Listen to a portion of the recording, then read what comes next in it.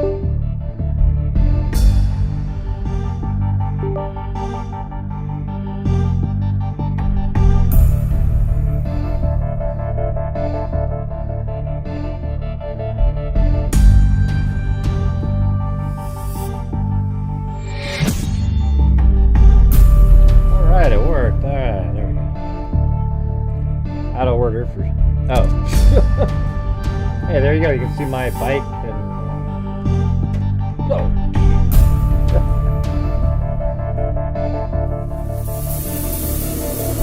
There it is. Ugh.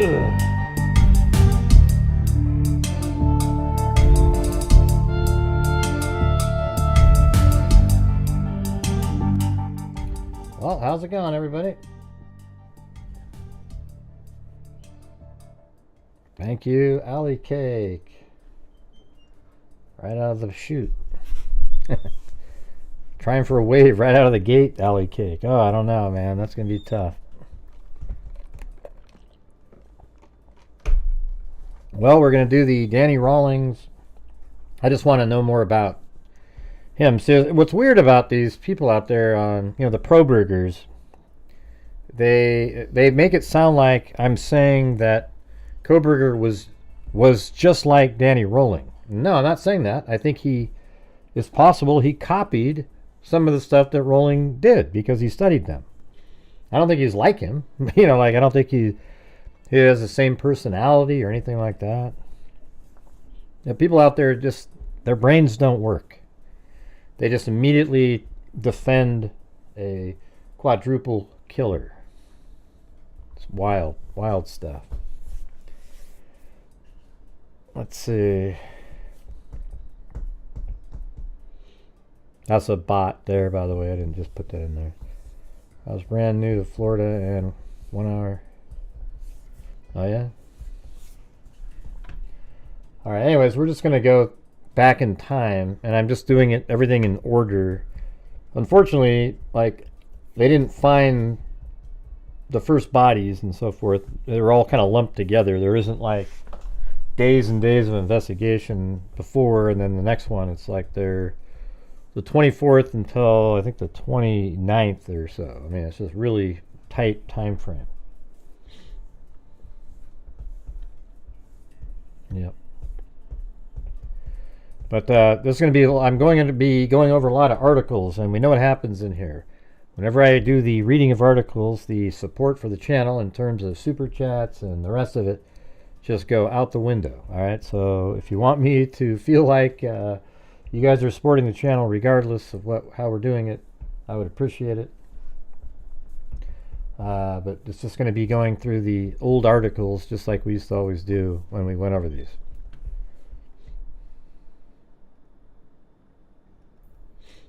All right. And by the way, Danny Rawlings, he what do you call it? He pled guilty, and then they had the penalty phase only trial. So it was a trial just for the penalty phase, and that's where he got the death penalty, right? So, they didn't have this big trial where he pretended he didn't do it.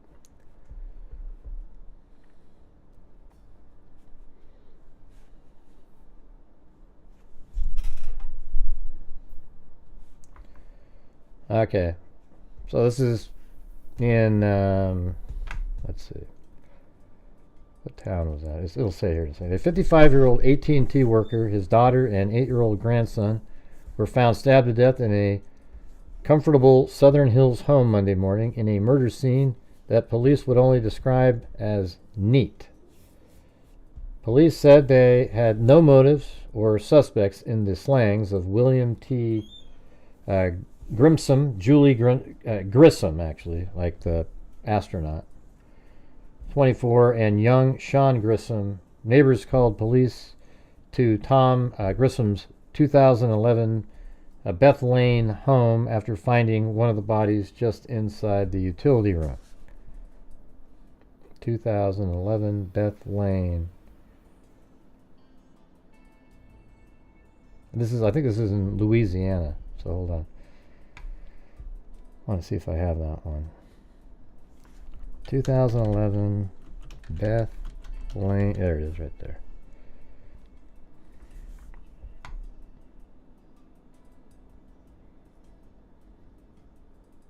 Shreveport. So this is where this took place.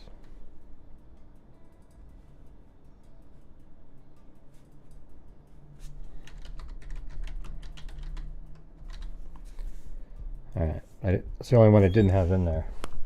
Hey, thanks Crimezilla. Wow, another 5 gifted memberships. Very cool.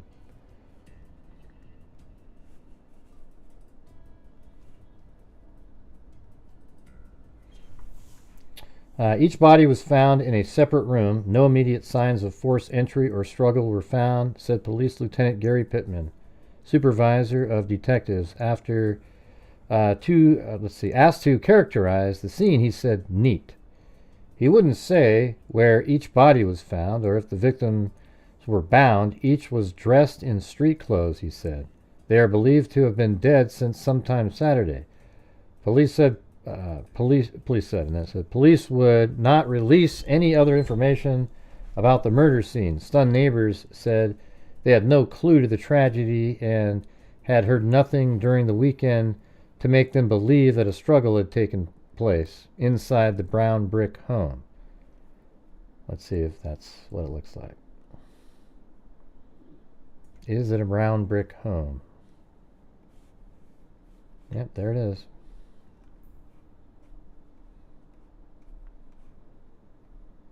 $2011. So that's the house. And let's see if it even has the same. I always like checking to see. It's pretty interesting always. Hey, thanks Cheryl Moran. Look at that. I love that you are covering this. Thank you. Freaks. Yeah, well, I think it's interesting. You know, I really think that Kohberger was sort of doing various things from different serial killers. And I think this is one of them. But I also thought, wow, I think it'd be interesting to look at this case. But anyways, thank you so much. That was very generous, very kind. Thank you.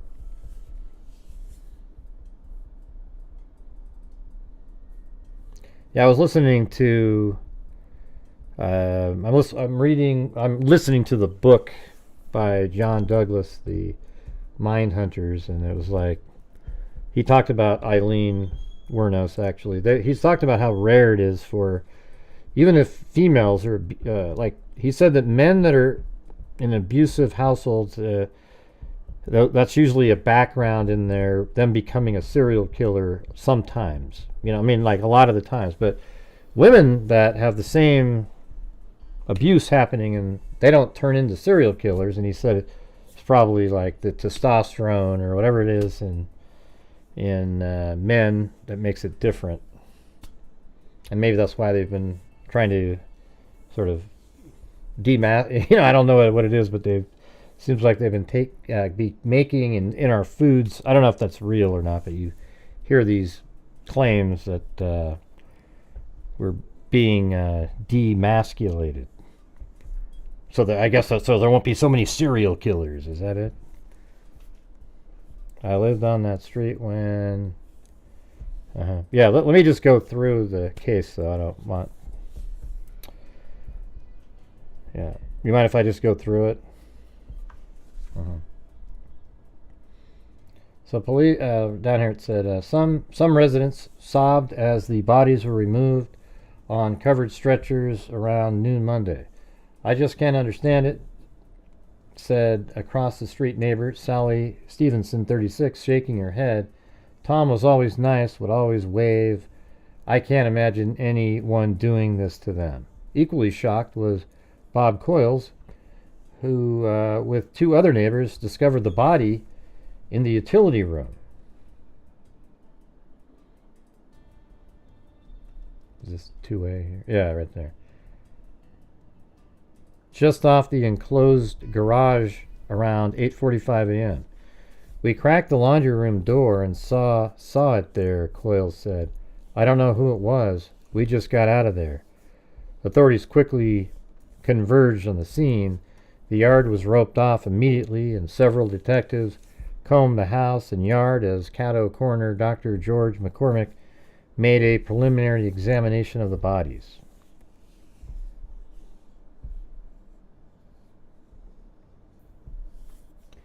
We're dealing with multiple wounds, he told reporters on emerging from the house. He didn't elaborate. Detectives spent hours in the residence Monday trying to determine if items were missing. The elder Grissom, a divorcee, was near retirement at AT&T, where he served as a section chief in a department that made business communication systems. Daughter Julie, a part-time sales clerk at Dillard's in South Park Mall, was to have graduated in December from LSU's, where, LSUS it says, where she was a senior marketing major. Hey, thanks, wise child. The elder Grissom had picked Sean up for his visit Saturday from his son and daughter-in-law's home off Buncombe Road. Police said some neighbors reported seeing Grissom and his grandson outside the Beth Lane home as late as 5:20 p.m. He was to have returned the child Sunday, but he never showed up.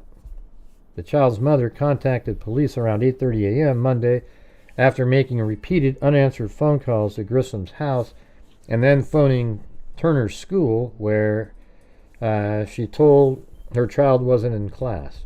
She was told that.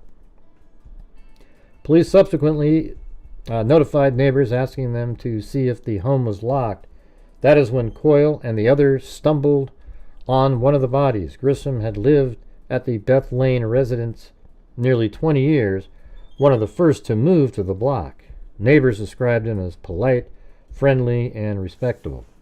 Daughter Julie, a 1983 Southwest High School graduate, was living with him after transferring to LSUS from LSU Baton Rouge this year.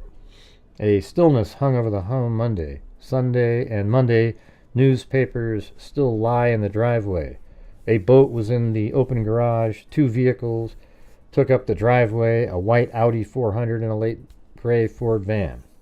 Neighbors said they had heard nothing to suggest a struggle had taken place in the brown brick home. Grissom was termed an easygoing guy. Grissom was June Davis's boss at AT&T. He was one of the finest men I've ever known, etc., etc., etc. Okay, so we got that, and that was November 7th, 1989 was that article. So it sounds like, it's probably around like the 3rd or 4th, something like that. An 8-year-old boy and relatives whose bodies were found Monday had been stabbed to death during the weekend. So now we're hearing that they were all stabbed to death. McCormick said autopsies on Sean Grissom and the boy's grandfather and aunt, William T. Tom Grissom and Julie Grissom, 24, showed each was stabbed. An autopsy on Sean Grissom and the boy's grandfather and aunt, William T. Okay. They were all They were all purposeful killing wounds. That's a weird sentence. They were all purposeful killing wounds. Okay, I was kind of struggling with that one. He said his only description of the weapon was a big knife. Lieutenant Gary Pittman, a homicide detective, said police did not know any motive for the stabbings, which McCormick said could have occurred Saturday night or early Sunday. We really don't know what happened in here, McCormick said.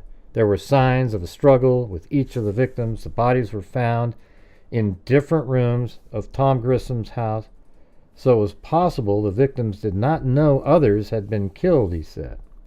McCormick said he sent more than 50 samples from the bodies to the Northwest Louisiana Crime Lab for analysis. Police searched the one-story house and an adjacent field for clues Tuesday while neighbors, some of them sobbing quietly, watched and talked about Grissom. I talked to him a lot, said Hollis Moss. He was nice and friendly. He'd do anything for anybody. Thank you, this account. She says, welcome to the newest pups in the Hughes pack. It really is kind of a pack now. It's crazy.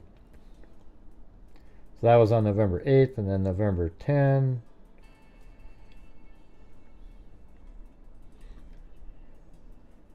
So the Grissom funeral, mourner gathered for funeral Thursday of William Tom Grissom, 55, and Julia Grissom, 24. Found stat. I think Julie Grissom was the target. Says mourners at Thursday's funeral for William T. Tom Grissom and his daughter Julie were urged to maintain their faith in God in the face of the violent murders of Tom, Julie, and Sean Grissom. I don't know if I want to go through the service here. Doesn't really talk much about the killings themselves. And then, like 40 days later, there was another article. So that's Julie Grissom right there. At age 24, Julie Grissom was like a lot of young adults nowadays, trying to finish school, working, and anxious to get on with her career. It was driving her crazy, in part because she was carrying a heavy load at school, and two, she was concerned about her father's health. Grissom plans were brought to an abrupt end the weekend of November 4th through the 5th, when she was stabbed to death. Her friends are working to establish a memorial in her honor. Like, apparently she was posed similarly to what happens later with Danny Rolling's victims. They had no clue who killed these people for a long time. She was a senior marketing major. She was just full of life. Though investigators said the murder was aimed at Julie, that's what I thought. There you go. Her father, William T. Grissom, and her 8-year-old nephew, Sean Grissom, were killed as well. See, that's exactly what I was thinking. Police spokeswoman Cindy Chadwick has said, "We have no firm suspects nor any strong leads. She was the sweetest person I've ever met in my life. More than a month and a half since the murders, there are still no arrests, but detectives are optimistic. The investigation can still be classified as very intense." Now, it's just kind of weird when you read these things. It's so similar. Like, even the Idaho case was like this at the beginning. Especially when we finally start hearing about the in Florida incidents. There's just no answers, and people are just like, what the hell's going on? I mean, the Delphi case was like that for 5 years, where at least the Idaho 4 case was a month, or not, a little over a month. Well, let's see. Probably more like 6 weeks.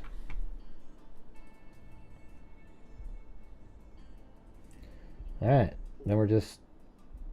And then that sort of just died down over there because there was no leads or anything. That was in Louisiana. And then we have these articles.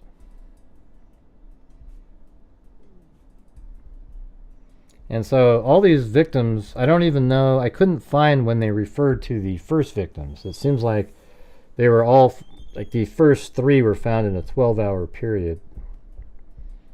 But it says, now we're in Florida. Now, this is 1989, and this is August 28th. Apparently, the bodies, though, were, some of the first killing was August 24th, but they weren't found for a couple days. A deputy found a third female college student's mutilated body early Monday morning at her northwest Gainesville apartment after she failed to arrive at her night clerk job at the Alachua County Sheriff's Office. The grisly killings and decapitation of Christa L. Hoyt, 18, a chemistry honors student on scholarship at Santa Fe Community College, was the third mutilation murder discovered within 12 hours and 2 miles of each other. Investigators warn that the same killer or killers may well be involved in all 3 slayings and could strike again.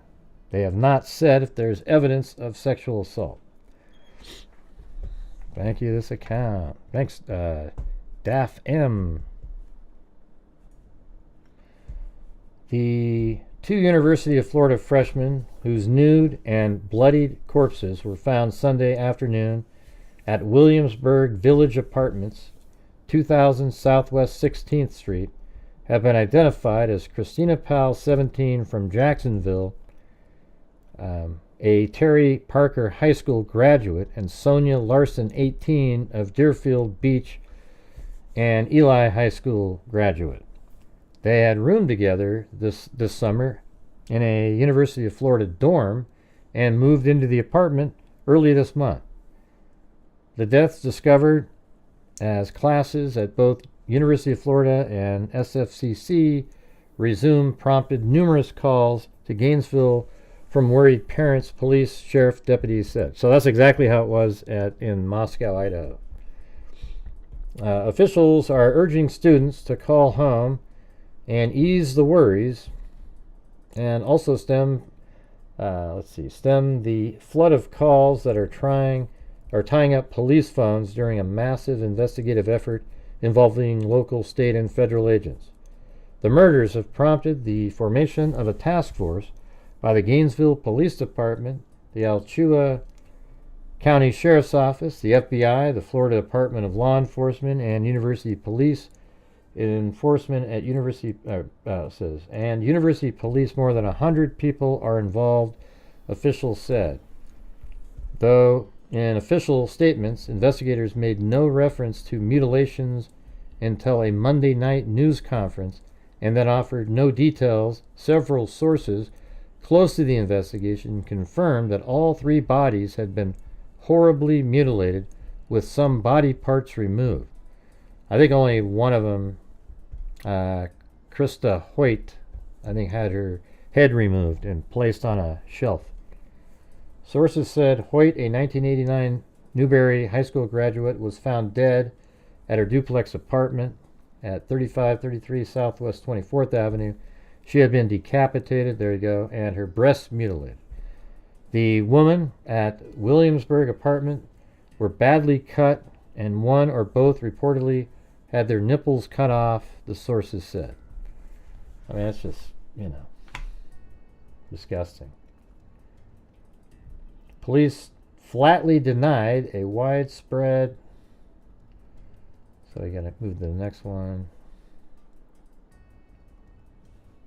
rumor that made the rounds Monday. It held that there was a 4th victim, a female nursing student, missing or dead. Yet another rumor said several more bodies had been found. There's no basis for that, said Sheriff spokesman Lieutenant Spencer Mann. But to help quell similar rumors and fears, Mann said that students should make an effort to call home.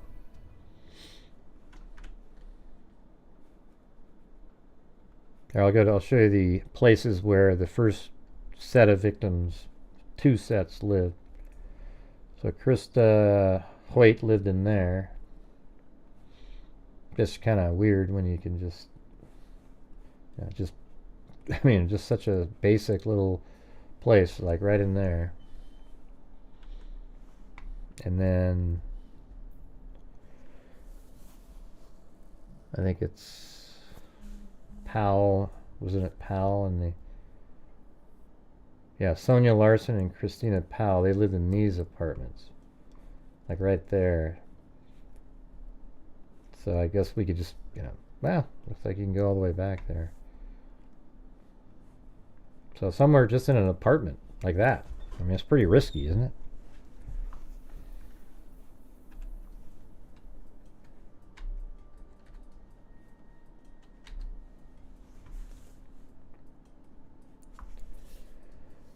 Let's see.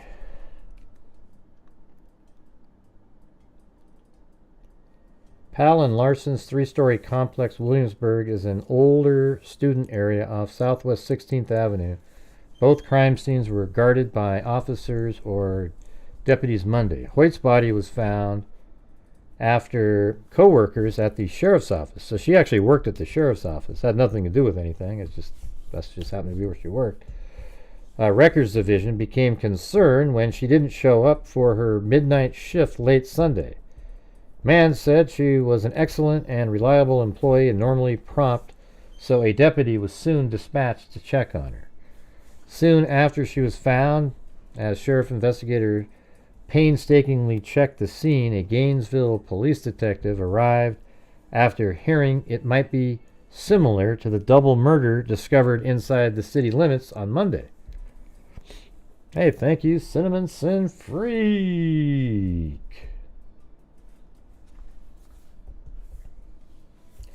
The detective, Chuck Jempson, would say little about the similarities. Later investigators would say only that they were all young female students who died violently in their apartments. And as Mann put it, we believe there are similarities and correlations between our homicide and their homicides. The bizarre mutilations are apparently the major link that has investigators theorizing the cases are closely related. But Mann would not confirm that. He said investigators don't know for sure if the victims were linked while alive in any way, though investigators had no reason to think they each knew each other. Powell and Larson and another woman whose name is being withheld and who was not in town for several days were roommates who moved into their off-campus apartment. Wow, that roommate must feel incredibly lucky. She wasn't there at the time. It's probably similar to like Bethany Funk or Dylan Mortensen. They were there, but somehow he didn't kill them. He probably wanted to get the hell out of there is what the deal was. When Powell's sister came over Saturday and found the door locked and no answer to her knocks, police said the sisters finally went home to Jacksonville when Powell's parents had a similar experience on Sunday afternoon.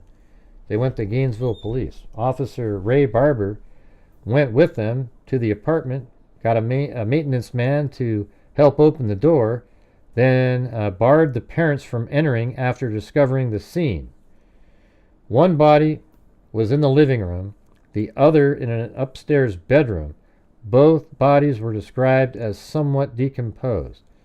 Investigators don't know the order in which the murders occurred.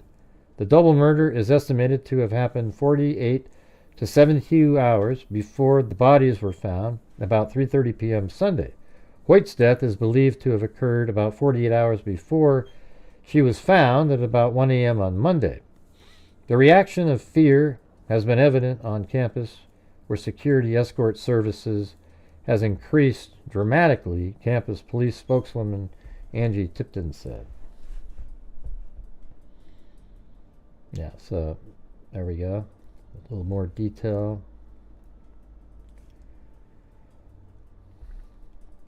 That's right, guys. And if you're out there watching during this live stream, if you can help support the channel, like I always tell you, this channel kind of relies on you guys to keep the live streams going.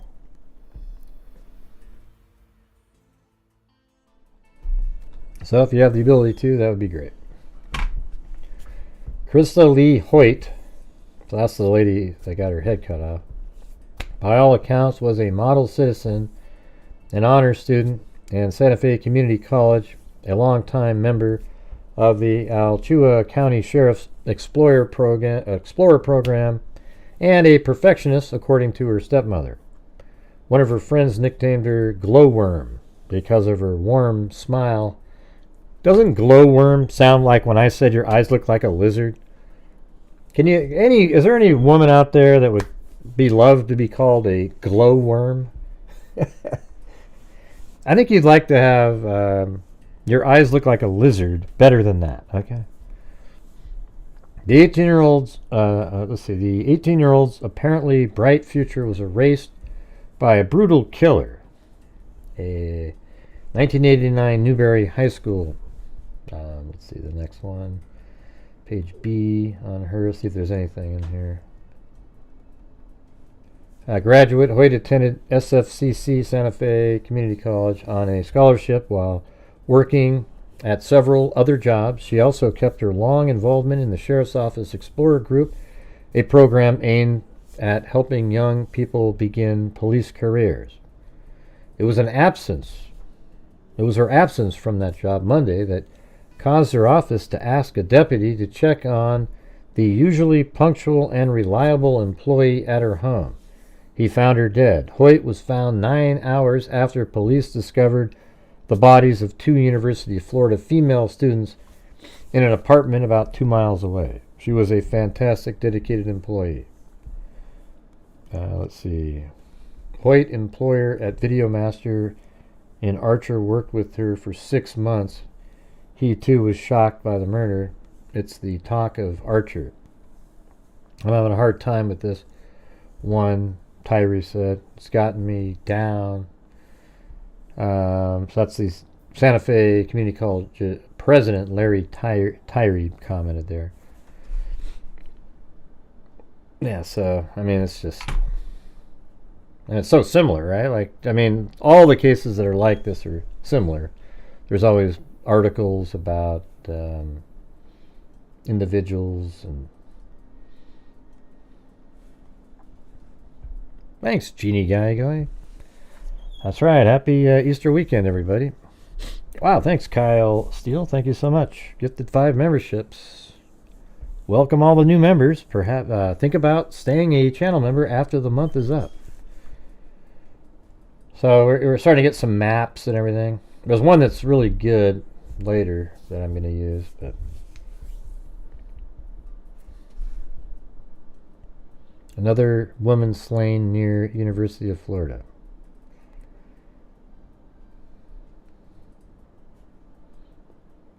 Let's see, do I have to go all the way back to 1 for that? Yeah, I guess so. Jeez. A third young woman was found brutally slain in her apartment Monday during this normally quiet university town into a cauldron of fear and terror. I think it's referring to the same persons. So I'm going to move it forward to probably the 29th right here. All right, so now this is another 2 people that were killed.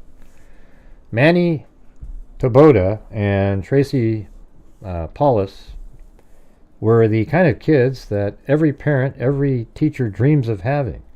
They were smart, talented, athletic, ambitious, all around young adults whose past achievements promised a bright future. Both of them are absolutely outstanding young people, said American High Principal Fred Bertani. Just super kids. Taboada and Paulus, both 23, graduated together in 1984 and had just teamed up as roommates, but not sweethearts, in Gainesville.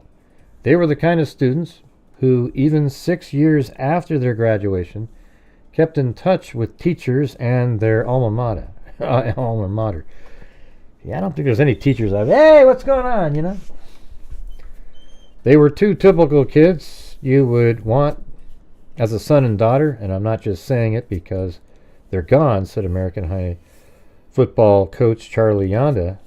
They really were special. Homecoming queen, cheerleader, and class president Paulus' portrait hangs in the school hall of fame. She was on the soccer team. She played outfield on the softball team. She ran track. She was a member of the National Honor Society. How many times have we heard that? These killers just sort of somehow randomly kill these really like outstanding people, and it's random.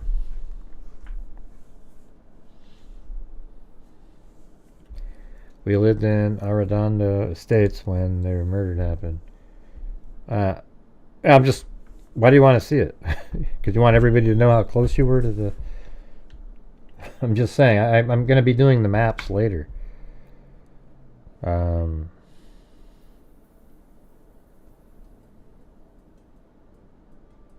Oh, you're 5 months old. Let me see.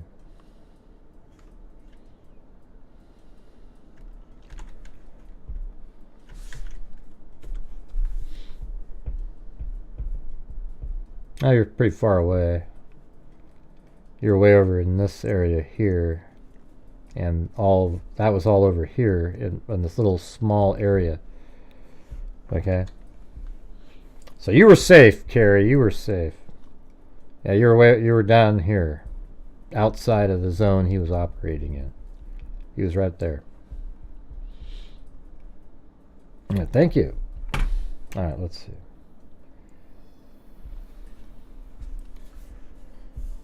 So this Taboada guy, he was big. It says tall and muscular. Taboada was an offensive guard who wore number 65 on his high school football jersey. He was president of the Key Club, a member of the National Honor Society, a singer who landed the lead role of Danny in the school production of Grease. Before his father died from a heart attack 4 years ago, Taboada gave him his word. He promised his father he would make something of his life and become an architect and take care of his family, said his uncle Felix Gill. Taboada studied at Santa Fe Community College after a time at Miami-Dade Community College, where he was a solid student who left a favorable impression with his professors. Now, Taboada was also a favorite, especially among the young children in the modest North Dade neighborhood where his parents moved about 20 years ago after fleeing Cuba. Yeah, at least you're on the right side of that highway, Carrie. You weren't right there, right in the midst of it.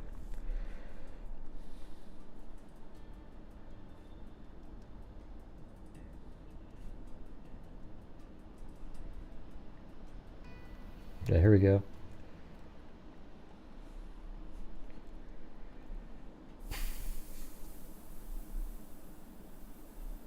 Yeah, doesn't this sound just like Moscow? Remember how people they didn't want people to leave, so they said certain things. Oh yeah, nothing to worry about. This was targeted, don't worry about it. Hey, thanks, Jess. Appreciate it. Thanks for all you do, yeah. Well, I work hard for the freaks. I can tell you that. While some students stay, thousands pack up to leave. As thousands of students fled down Wednesday and thousands more armed with locked themselves in their homes, police announced that 3 of the 5 victims of the killer stalking this college community had died after being repeatedly stabbed over and over and over. And investigators now believe the assailant is forcing his way into his victims' apartments rather than gaining the confidence. And that matches what we heard in that opening argument, how he broke in with using a screwdriver. We've got a rather shrewd individual on our hands, said Gainesville Police Chief Waylon Clifton, and he's proved that in each case, but I caution everybody, he can easily change his method of operation. Clifton also said, we have a lot of suspicion that he is still in the Gainesville area. Investigators are expected to release a psychological profile today that shows the killings are likely the work of one person. Sources close to the investigation say that the profile will likely show that the killer in his late 20s, meaning you've already seen the profile, to early 30s, looks normal in terms of dress and hair and is white. That's pretty good right there. That's exactly what he looks totally normal. The same race as the victims. It's possible, the source said, that the killer is in law enforcement or health care, not as a sworn police officer or doctor, but more along the lines of a security guard or a hospital orderly. Someone who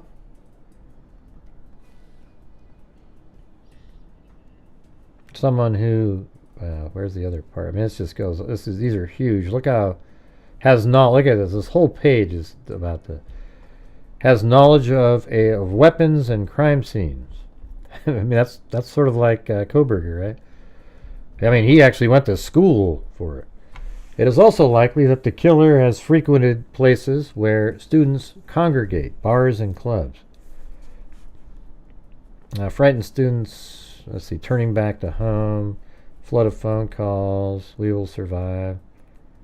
Authorities left unanswered many questions, but some new information came to light Wednesday. The victim's sexual organs had been mutilated, the source close to the investigation said. Neither Chief Clifton or Alachua County Sheriff spokesman Spencer Mann would comment on whether the murders were drug-related or whether any of the victims had been sexually assaulted.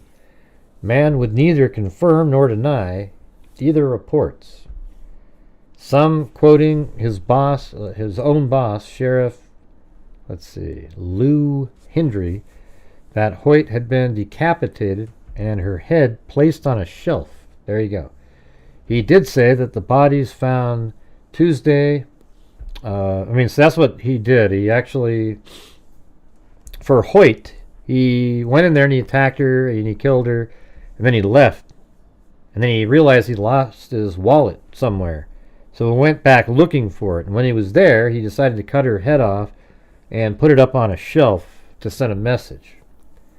The murderer entered the apartment of the first two victims through an unlocked door. Asked whether the women may have inadvertently allowed their killer to come inside, Gainesville police spokeswoman Lieutenant Sadie Darnell would say only, "We know the door was unlocked." That sounds different than what it said in those opening arguments. We know the door was unlocked, and that's also another possibility in the Idaho 4 case. We also know they didn't let him in, but I can't comment on how we know that. The 5 murders occurred over a time period that may have begun as early as last Thursday, Clifton said. He said the murders occurred in the same progression as the bodies of the victims were found. Investigators have found no signs of Satanism or other cult involvement. A laser device that can reveal fingerprints on skin is being used to examine the victims, a source close to the investigation said. Clifton said police suspect the killer had some prior knowledge of the occupants of those apartments, but would not say why they believe so. He added that the killer was apparently familiar with the 2 square mile area where the crimes occurred, and it's reasonable to suspect that he's quite comfortable in that neighborhood. And look at that right there. Authorities say that the killer stalking the Gainesville area may have entered apartments through sliding glass doors, generally regarding as a weak link for break-ins. Police say the locks on sliding doors typically come with latches made of weak metal. Someone with a screwdriver can pry the latch and lift the whole door off its track, said Hialeah burglary detective Sam Fidel. Several types of supplemental locks are available, some which can be devised at home and others which are available at hardware and home improvement stores. The locks include simple pulls or cut-off broomsticks. This is set into the bottom track where the door is closed so that the pole is wedged between the wall and sliding door. clamps that lock to the bottom track and an edge of the door. This can be clamped with no drilling. Locks and pin-type bolts that require some drilling into the door or door frame. Hey, can you guys type stuff in? Whenever I don't see this thing moving along, I just want to like quit doing it. I don't know why it's like that. It just feels like you're talking to dead air, you know. Just you gotta know people are there.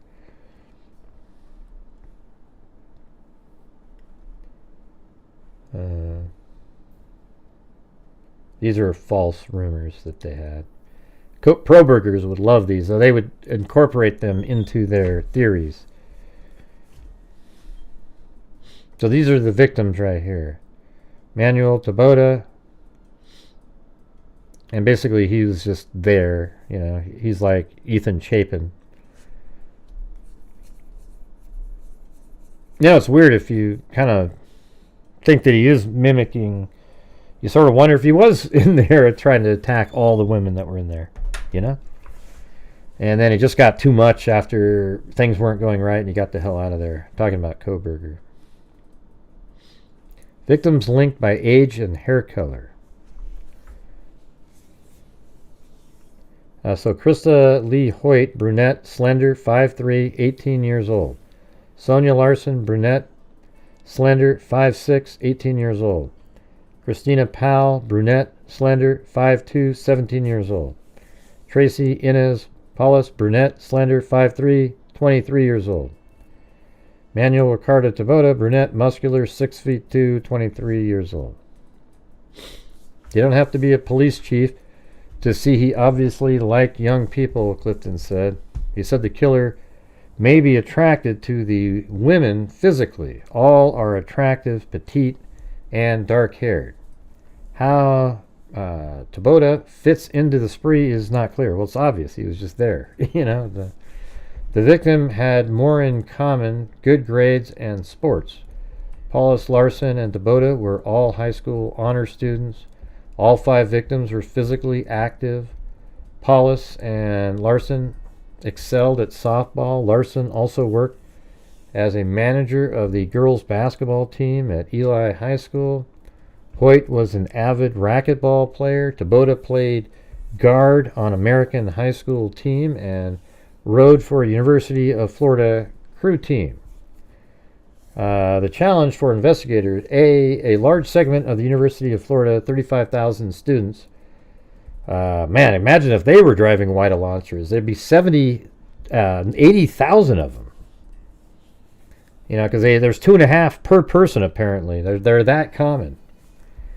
Investigators are asking whether there was some party, some person, some place that touched the lives of all 5 in the days all had been together in town. Taboada and Hoyt attended Santa Fe Community College, though Taboada planned to enter University of Florida this semester. No one has placed all 5 together, Clifton said. We'd love to find some party they all went to, but there's no evidence of that.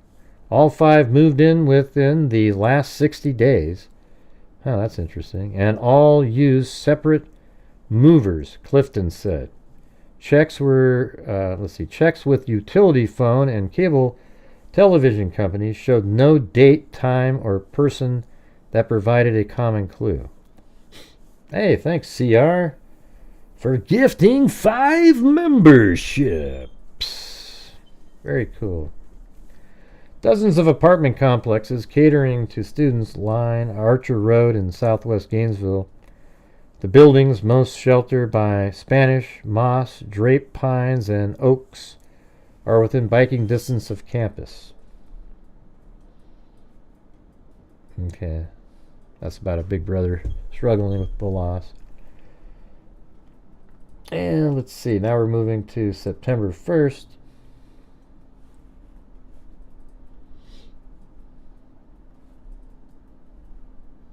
That was probably him when he was in Greece, the movie. 5 young lives unfulfilled.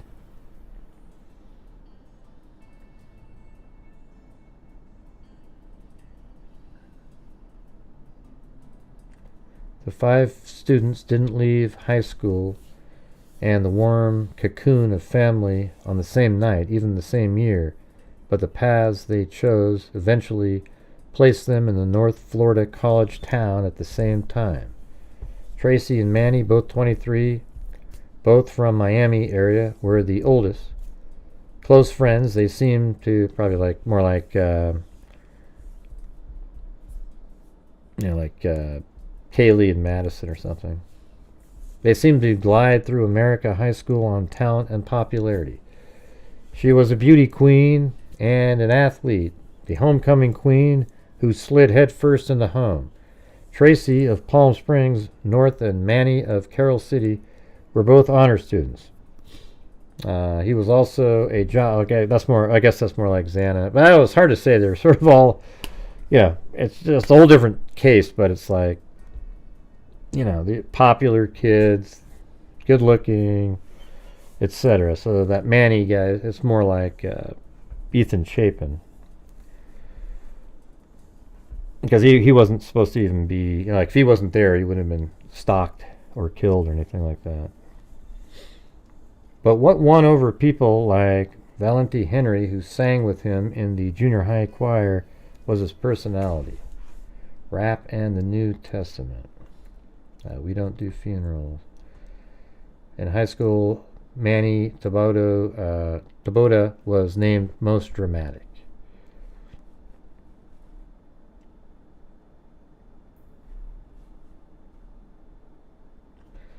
Maybe we should do this one, because that one looks like it's about, again, what happened.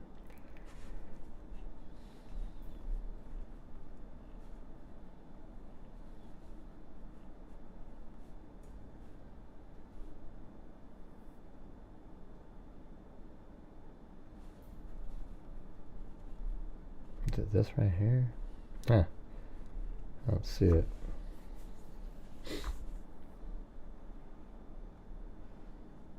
I guess we can just go down to where we have it.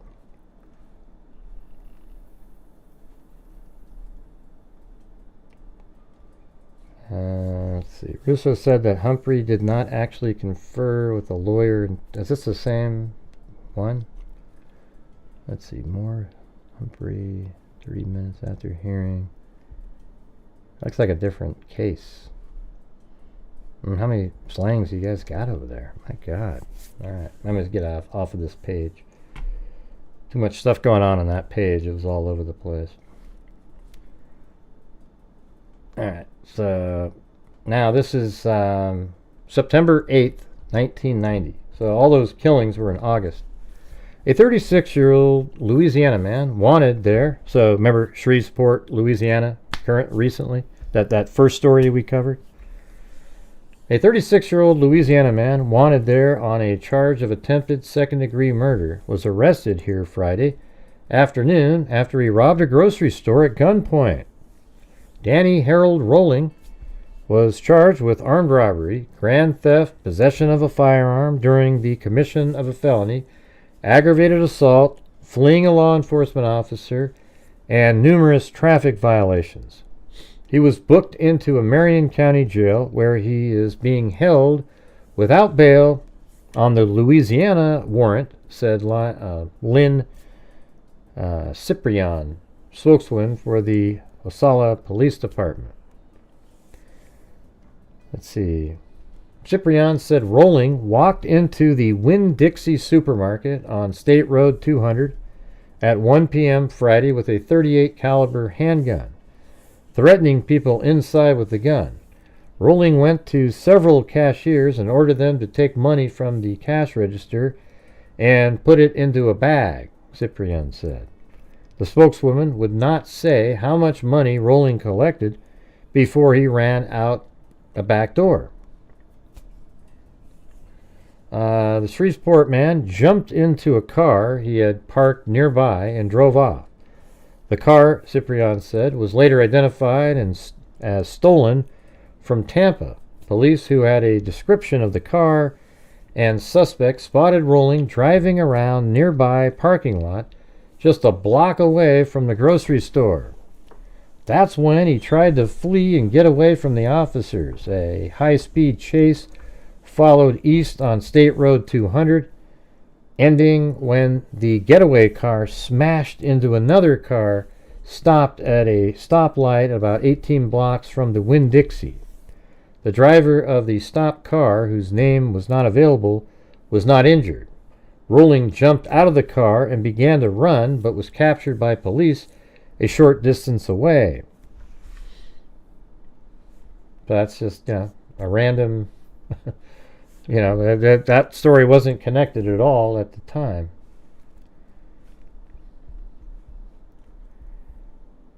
Let's see, it says early Monday morning, only 10 hours after the first of, what's the date on this? This is December 16th, 1990.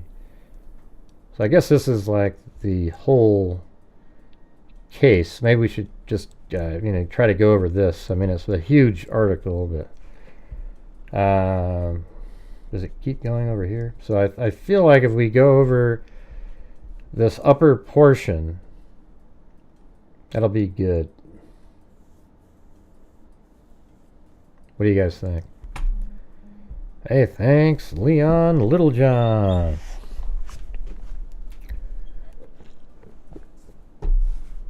All right, here we go.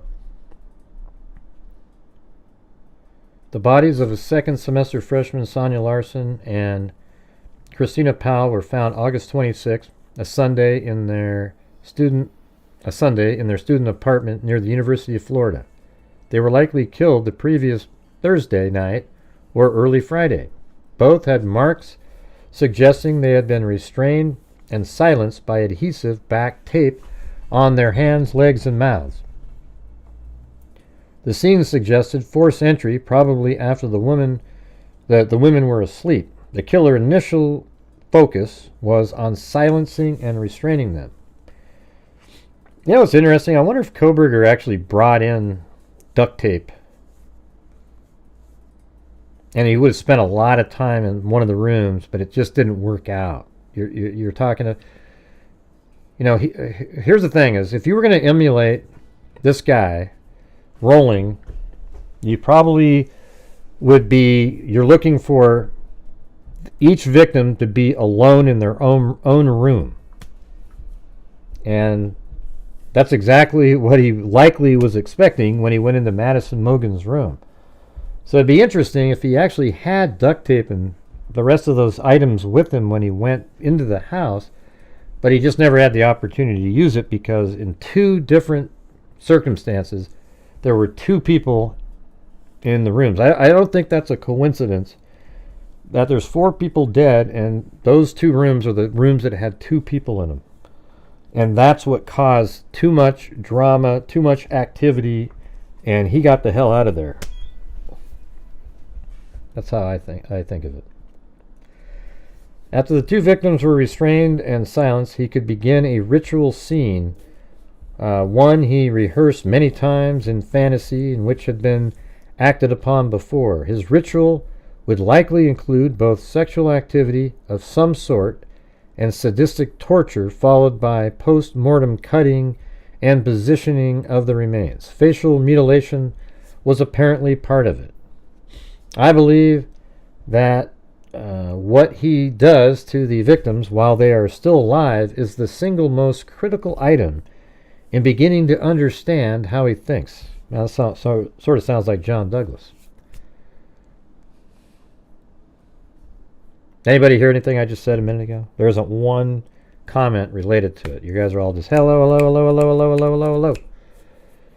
Let's see. Who's saying these things? It's interesting.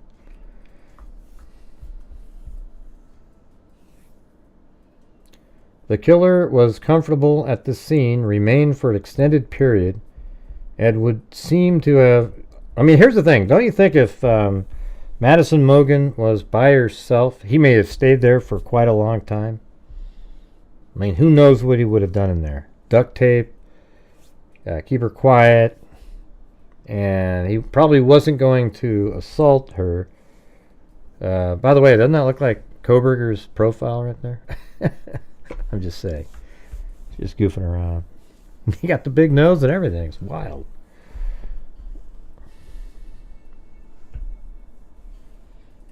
Right.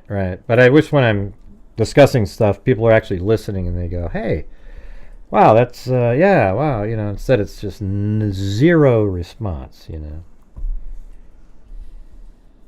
Yeah. That's what it feels like. It's like talking to dead air. It's pretty obvious, don't you think, this account? The way I explain it doesn't need explanation. Let's see. So the killer was comfortable at the scene, remained for an extended period, and would seem to have been unconcerned about being interrupted. Larson was found in an upstairs bedroom, Pal in the living room, where she was probably sleeping on a sofa bed.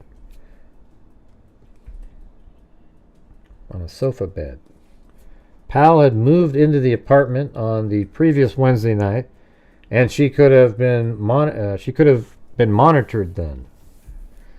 Stalked, you mean? Neighbors reported hearing George Michael's "Faith" played loudly at around 10 a.m. on Friday, August 24th, in the victim's apartment, along with the banging noise that sounded like a back door that stuck. Pal's mother indicated that police told her that the killer played the album, wow, which belonged to a third roommate. Obviously, there is a question here whether this was a random selection of music just to mask other noise. After listening to it, I find that hard to believe. Some lyrics on the album suggest attributions of enormous amounts of power to women that is seductive in nature, accompanied by the expectation that the man will be betrayed. Could this have been one of the subtle messages mentioned by the police? It is possible, even likely, that he showered before leaving, and this clean gentleman would have walked out of the apartment and the complex in the daylight. Yeah, this is a good article here.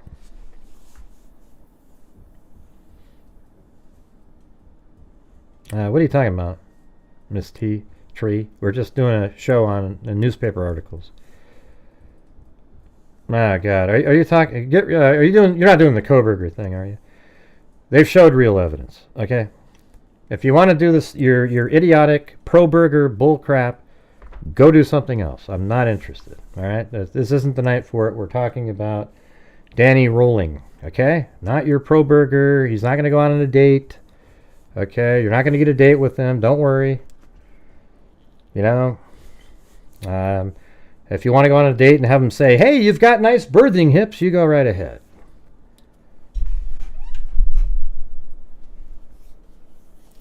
Early Monday morning, only 10 hours after the first two bodies were found, police opened the apartment of Santa Fe Community College student Christa Hoyt.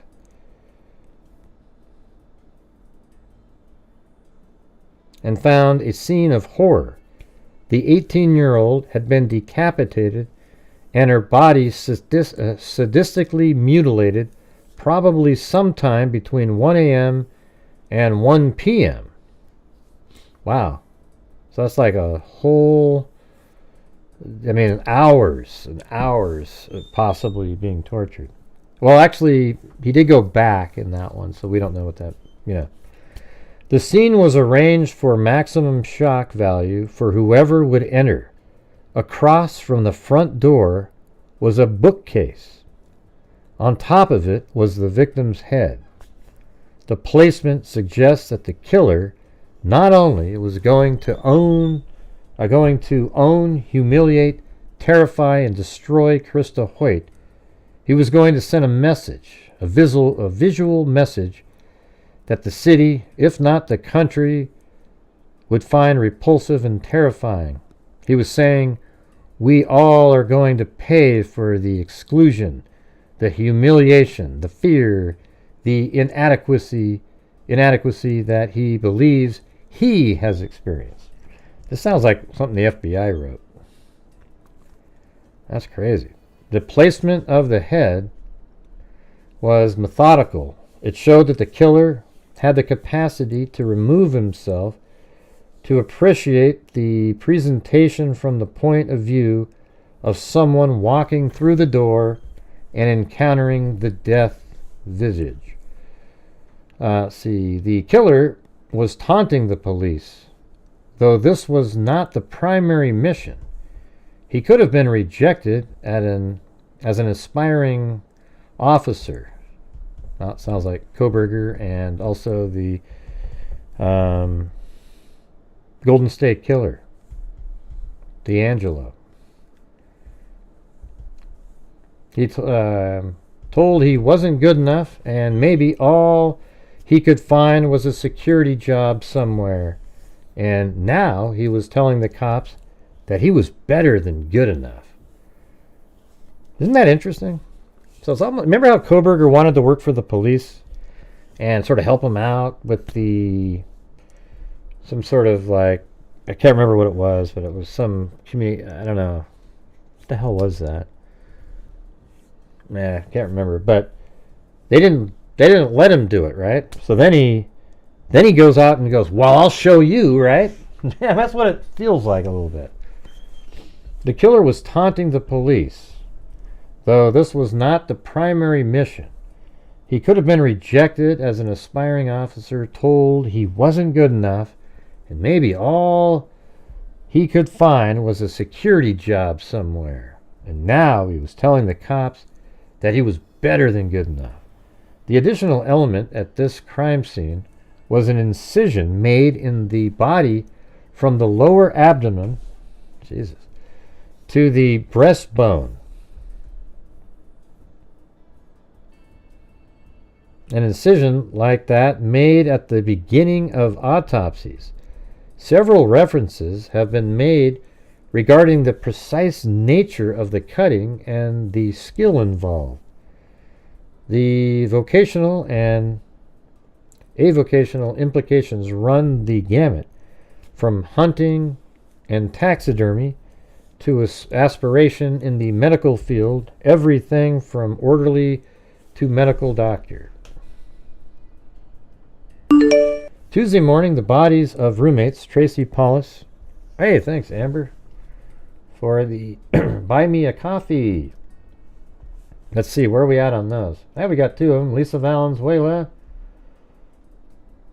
and Amber Maiden. Thank you. Anybody else wants to support with the coffee? There's the link right there. Anyways, just try to keep reaching the goals on here, you guys.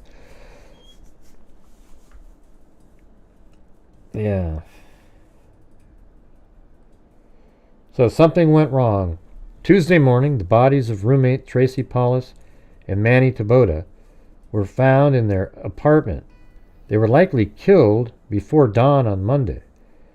This death scene was different. Something stopped the ritual. Unlike the other scenes, there was evidence of a confrontation. See, and that's exactly right. Kohberger got unlucky because he had two sets of confrontations in a row. Can't you guys see this? I mean, this is really interesting to me. I'm just reading this for the first time like you guys. I don't read these things. I just get them all together in order and sort of go through it. But don't you think that, yeah, we know that they fought, Michelle. We've gone over that yesterday in my video if you watched it. Yeah, let's see. See, when Kohberger went into that house, I think he believed that Madison Mogen was going to be in a room by herself.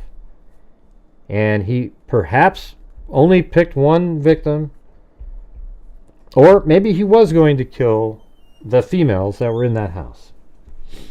But what happened was when he got to Madison Mogen's room, just like what happened here, Kaylee woke up and sort of like, oh, and there's a confrontation, and it ruined the fantasy that Kohberger had. He might have wanted it to be just him and Maddie, and he was going to like, maybe he was going to duct tape her too, and he was going to just do what he was going to do in that house for however long he was going to do it.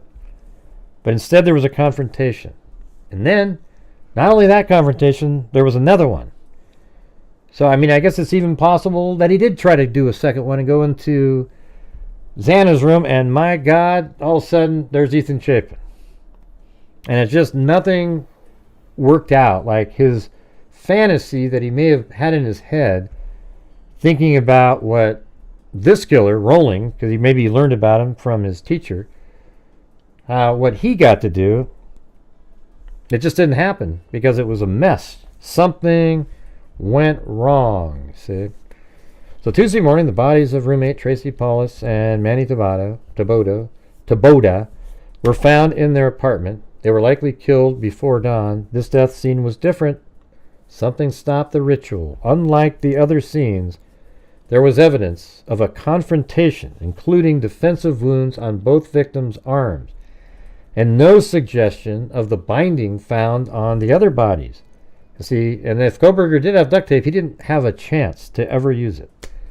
But there also was no mention of screaming or other noises. No way! There's no way people scream, right, guys? How many times have I told you guys? There isn't screaming, you know? There doesn't happen to be screams every single time. Unlike the other scenes, there was evidence of confrontation, including defensive wounds on both victims' arms, and no suggestion of binding found on the other bodies. But there also, so that means the other victims didn't scream either. But there also was no mention of screaming or other noises. Possibly the killer was less interested in the sexual ritual by the time he realized he just wanted to destroy, or he met with more resistance than he anticipated, experienced panic, and almost blowing everything. I mean, my God, you guys. I'm not saying this part like he imitated all this stuff. I'm just saying that this case and the Taboada incident reminds you of what happened with Kohberger. I mean, just listen to this part right here. Possibly the killer was less interested in the sexual ritual by this time and realized he just wanted to destroy, or he met with more resistance than he anticipated and experienced panic at almost blowing everything. I mean, it's distinctly possible that he was injured at this scene. Hey, thanks, Alley Cake. And yes, you too. If you guys like the show, if you want to help support the channel, that would be awesome. I think we need another, if we get another like 8 memberships, I'll donate 5 myself. Whatever the scenario, I expect that the ritual was not completed. I think the same thing. I don't think Kohberger got to do what he really wanted to do. Fear of discovery, along with intensifying police presence, might account for terminating his activity for a time. The killer seems to begin by selecting victims who fit his victim profile. Petite, attractive brunettes, but access to the apartment complexes would remain a critical item for him.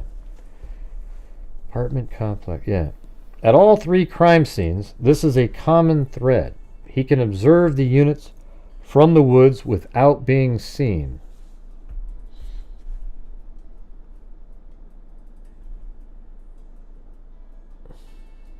Creating a profile of a killer. Psychologist John Philpin, 47, has written profiles for police. Oh, this guy's probably pretty good. He has a bachelor's degree in English, Pacific University. He said there'll be 25 to 32, average to above average intelligence, familiar with Gainesville area, impersonal sex life, sees women as a source of his victimization, like an incel, fascination with death and dead bodies, suffers no remorse for the killings, likely to strike again, but has the ability to wait patiently for the right time. Yeah, that's crazy. Jeez. Hey, thanks, Cheryl Moran. Very kind, very kind.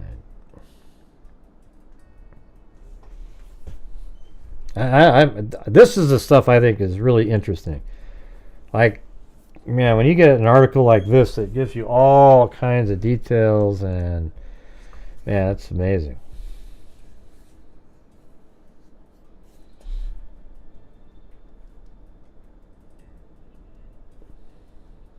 Something went wrong. I think we're right over here. The killer seems to begin by selecting victims who fit his victim profile, petite, attractive, brunettes, but access to the apartment complexes would remain a critical item for him. At all 3 crime scenes, this is a common thread. He can observe the units from the woods without being seen. He came prepared. He drove a car, probably parked at a nearby complex, and walked through the woods to his destination. He brought a weapon and tape to restrain and put over the mouths of the victims to silence them.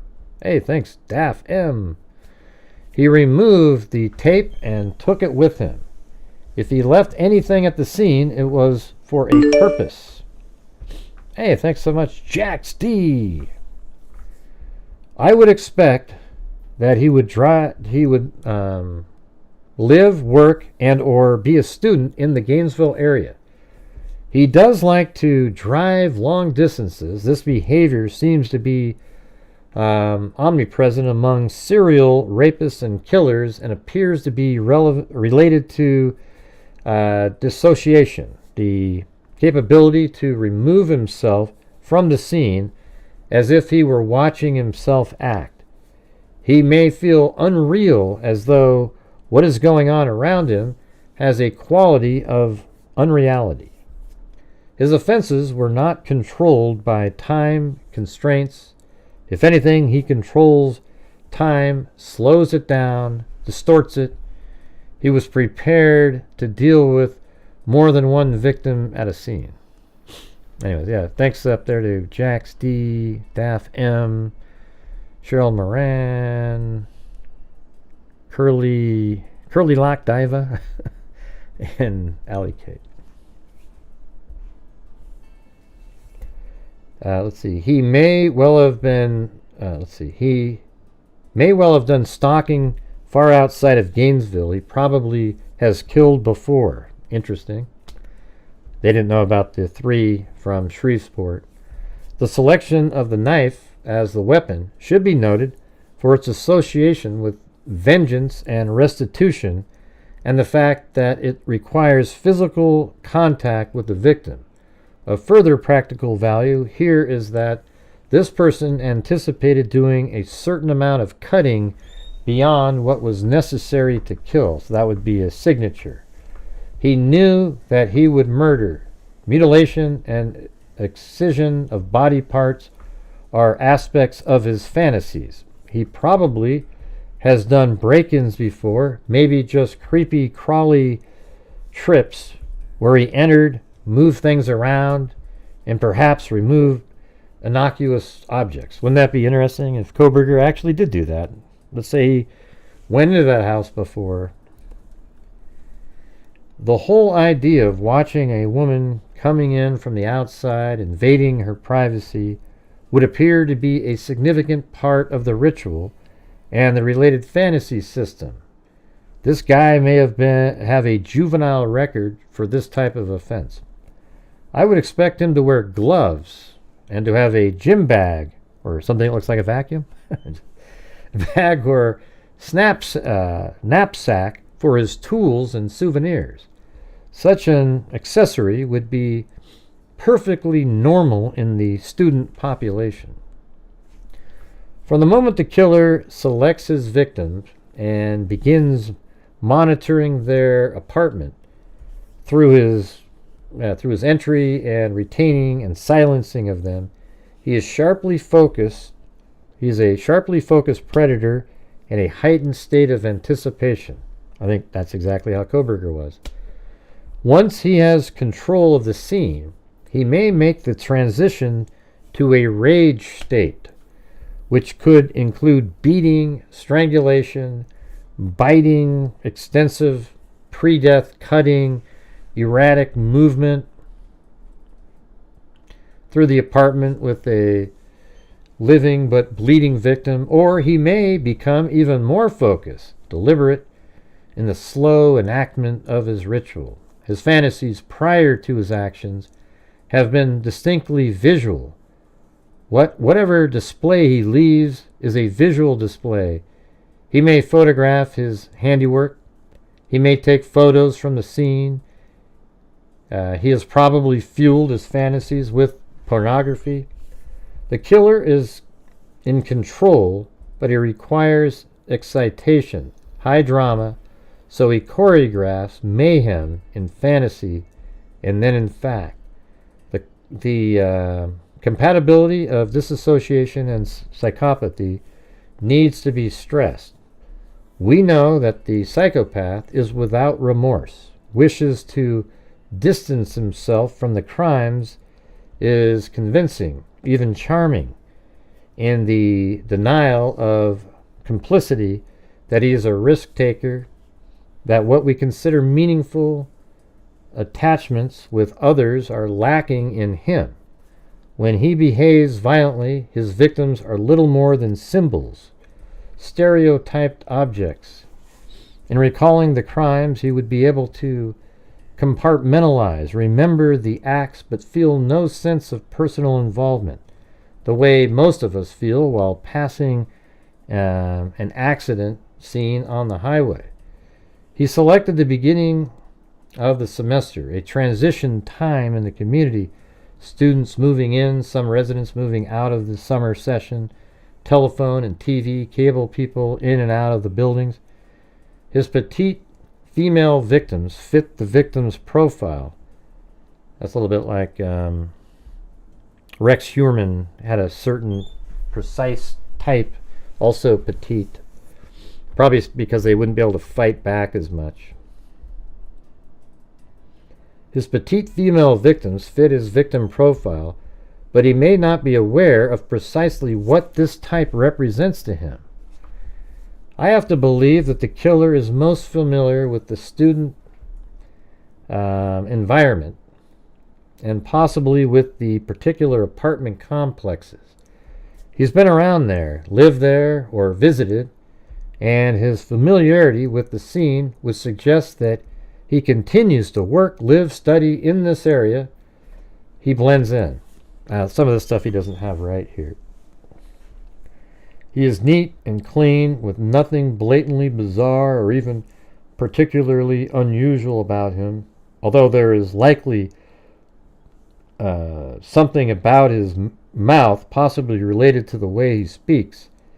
These are characteristics that even people who maintain extremes of self-control cannot control absolutely. He would see these as areas of vulnerability and possible self-betrayal. There is nothing about him that would automatically attract attention. It is possible that he's already been interviewed by police, if only because he's there.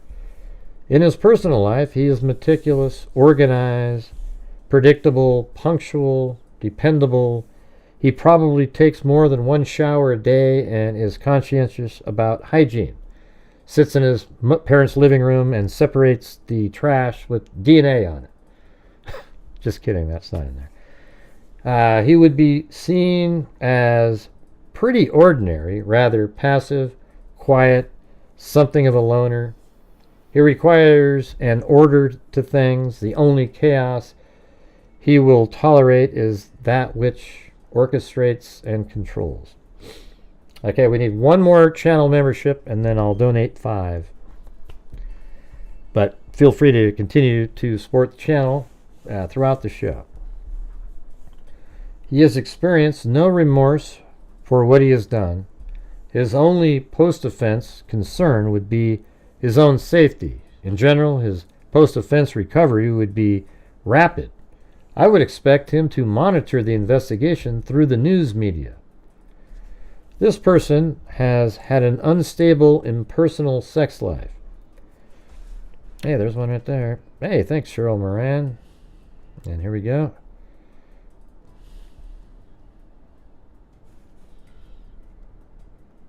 How come I can't click on? Oh, wait, that was the wrong one. No, this one. And thanks, Leon. There we go. There we go.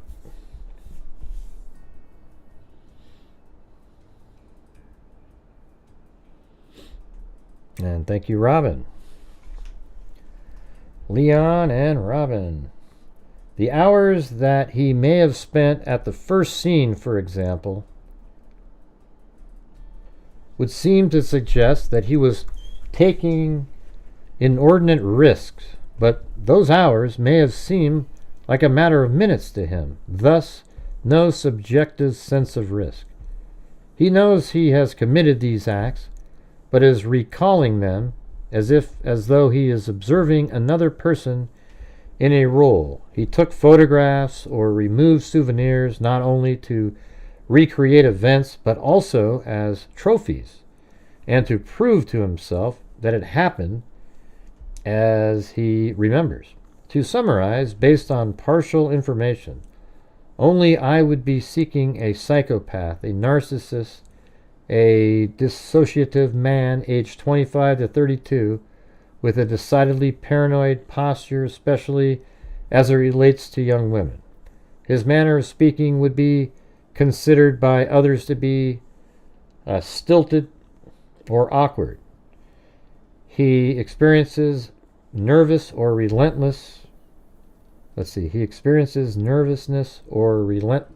restlessness may have a history of sleeping difficulties, may have had aspirations of becoming a doctor, clearly has a fascination with death and death bodies. As an investigator, I would exhaust every aspect of the medical and medically related fields. Whatever work he does requires precision. I would expect it more likely that his work involves things primarily and contact with people only secondarily. He's not the boss, but he considers his ideas superior and unappreciated. He thinks visually associates in images, is highly visually oriented. His physical build is proportional. He maintains a rigid controls on himself. He can experience emotion, but doesn't experience it, merely merely simulates what he observes in others. Right. Well, that's like a sociopath, where you don't really have genuine emotions, but you try to, you imitate how other people act. And I think even some autistic people do that same thing. It's more like a mimicking instead of genuinely feeling that. Yeah, I think some of this stuff isn't correct in here, but they're guessing. Some of it's really good, though, Let's see. He thinks visually associates. We already did that. Any perceived rebuff or rejection would result in hostility, aggressive feelings, but he would not be known as tough or aggressive. Others would be inclined to think of him as rather passive, even a bit awkward. I think that's pretty accurate. When he is angry, he would be likely to refer to himself in the third person. He thinks of himself as a superior person who has been victimized. He thinks of himself as above others and above the law. He sees a rightness or a correctness to what he has done. He is frightened of women and fears being helpless, vulnerable to women. Sees them as the source of his victimization. See, that's like Elliot Rodger. I think that's sort of like what an incel would say.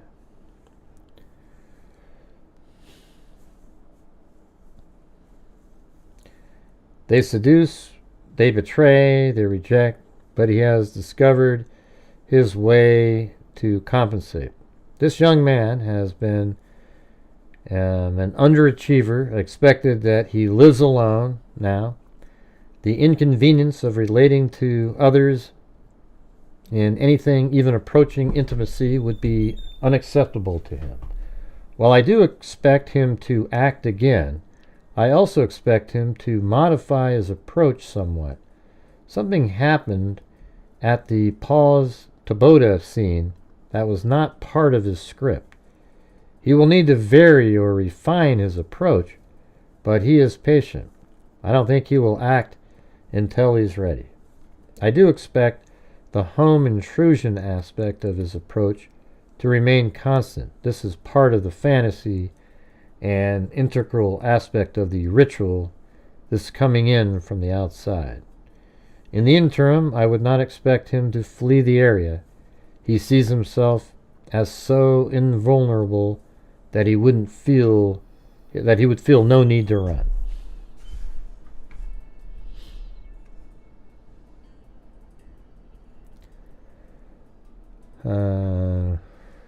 Yeah. We had Bundy within 4 weeks. Okay, so this is months later. So this is 4 months later, and then this next one is from not too long after that, but it's just letter from Rolling. So this is about when, I think, what date is this? January 26th. Yeah. I'm not sure why it's in that order. So hold on a second. I'm going to go backwards. For some reason the file got out of order there. Why is that there? Oh, it's because I put underscores. That's funny. Usually I put a dash. Somehow dashes and underscores are different in terms of ordering. Let me try that again. Hold on. Alright, so then, so that last article was December 16th, and then like 29 days later, we have this one.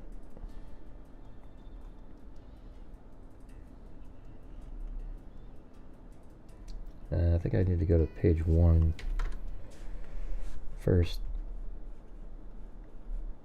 There we go. Osala, a Shreveport, Louisiana man. So remember, the first story we told was from Shreveport. Held in jail here since September 7th on armed robbery. Remember, we read the armed robbery article. Is now considered a top suspect in the slayings of 5 college students in Gainesville in August, authorities said Thursday. The task force investigating the slaying has focused its attention on Danny Harold Rolling, and is reportedly comparing physical samples taken from him with evidence found at the Gainesville murder scenes. Rolling 36 is being held on $25,500 bond in the Marion County Jail on charges of armed robbery of a grocery store and eluding a police officer. Sources close to the investigation confirmed for the Associated Press that Rolling is a prime suspect in the Gainesville slayings. Rolling, who has been held in a cell by himself in a maximum security section of the jail for the past couple of months, was described by police officials as 6'2", 180 pounds, white male with hazel eyes, long curly brown hair, and a thin mustache. You don't ever see him in pictures with a mustache. He also is wanted in Louisiana for the attempted second-degree murder of his father, a retired Shreveport police lieutenant. Rolling has not been charged in the Gainesville case. That's interesting. I didn't know that he tried to kill his dad. Gainesville police chief, and by the way, at this point, they haven't made the connection that he's the one that killed the 3, the hell were they? Hold on a second. We're on that one.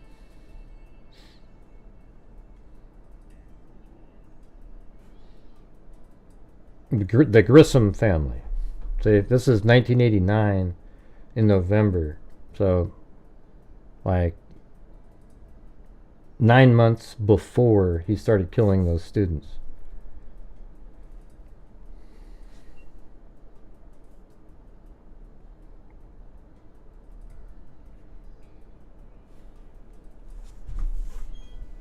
Yeah, let's just let us go through the articles 1, 2, 3, Rockchild. You know what I'm saying? Like, I spent all this time getting it. I always hate when people like jump forward and start talking about his profile and all about him before we even get to read it. Let's see, let me go back to that.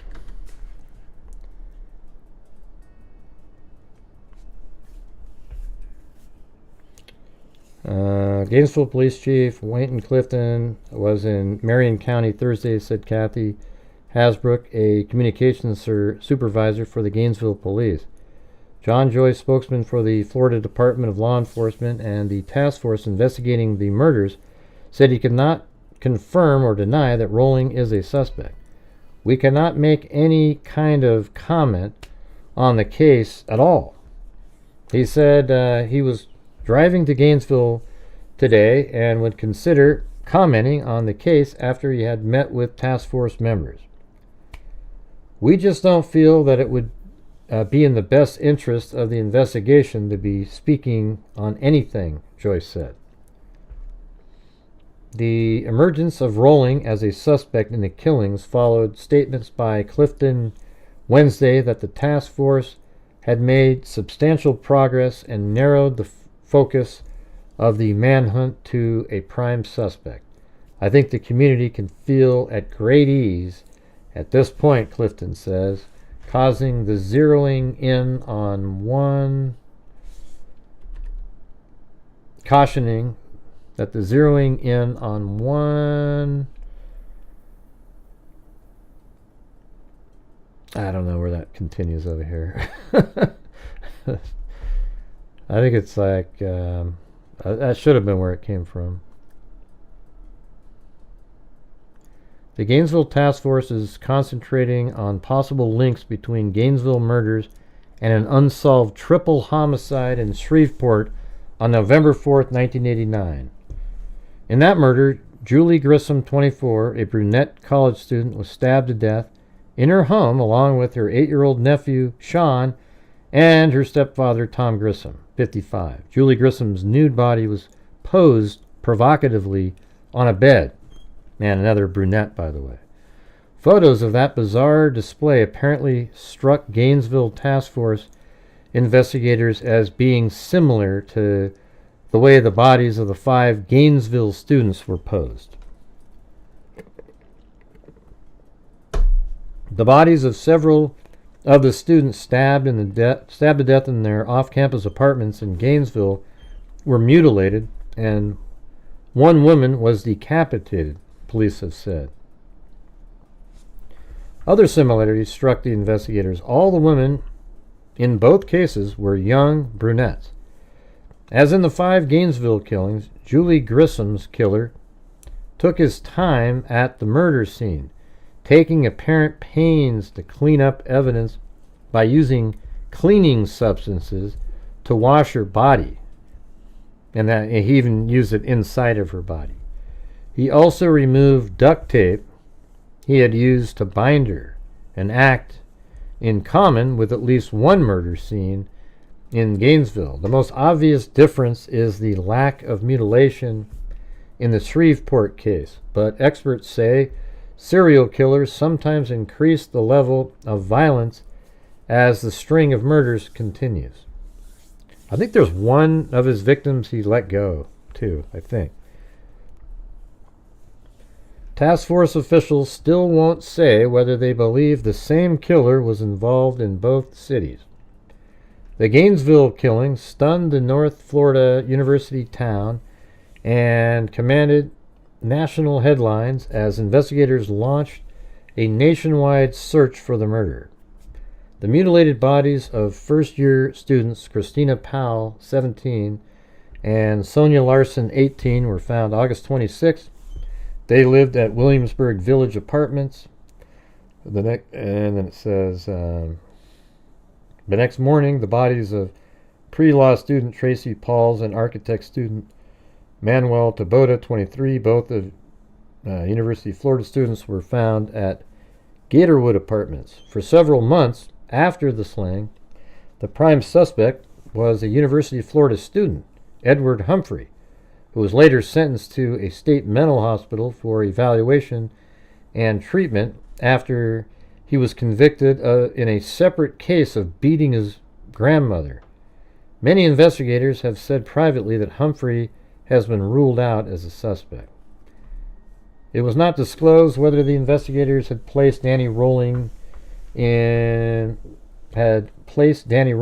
Florida in late August, but he was in Ocala in the last week of September.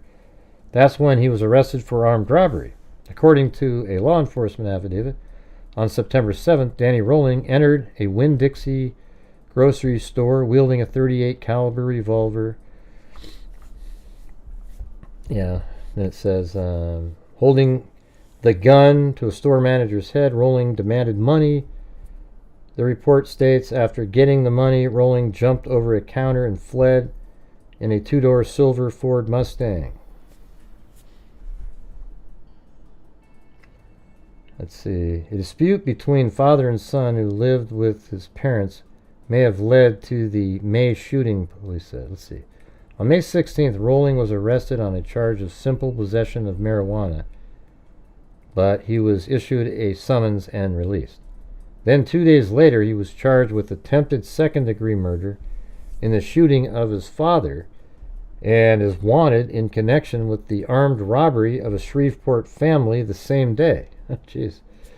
A dispute between father and son who lived with his parents may have led to the May shooting, police said at the time. James Harold Rolling, 53, was shot several times during the argument, police said. Wow, so he could have got killed.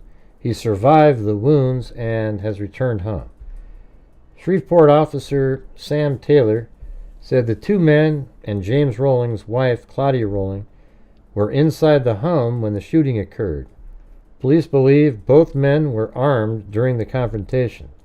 Later that same night, police said Danny Rolling robbed a man and his wife of $21, saying he needed the money to get to Dallas. His car was found abandoned about 6 a.m., May 19th, in a motel parking lot.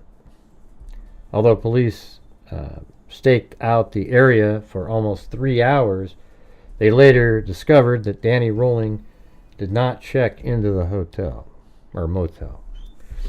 All right, you guys, we're hitting one of those lulls. So if you're out there and you have the ability to help support the Gray Hughes Investigates YouTube channel, I would appreciate it. And thank you, Sandy, for the coffee over there. Let's see. Get rid of that one.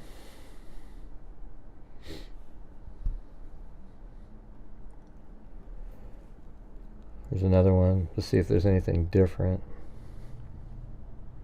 See, that's the Shreveport family. This little kid here, that he was killed by Danny Rolling. This is actually in the Shreveport newspaper. On Monday morning in November of 1989, Bob Coyles and two neighbors opened the door to the utility room of the garage at 2011 Beth Lane. The body of 55-year-old William Grissom blocked the entrance. He had been stabbed to death. Two other bloody bodies, those of Grissom's daughter, Julie, and grandson, Sean, were found in other rooms. Both had been stabbed repeatedly.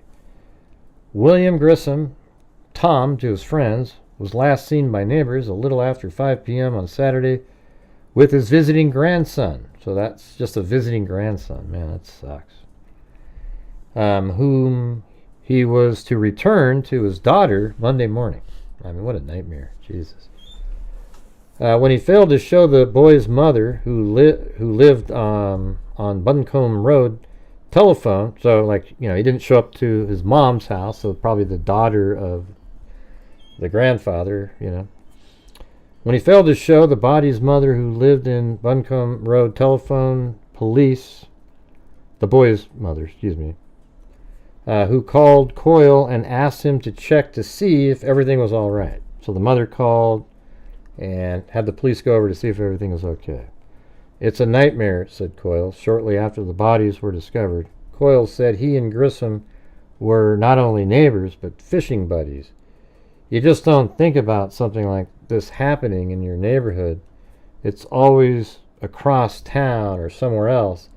It's not supposed to happen next door.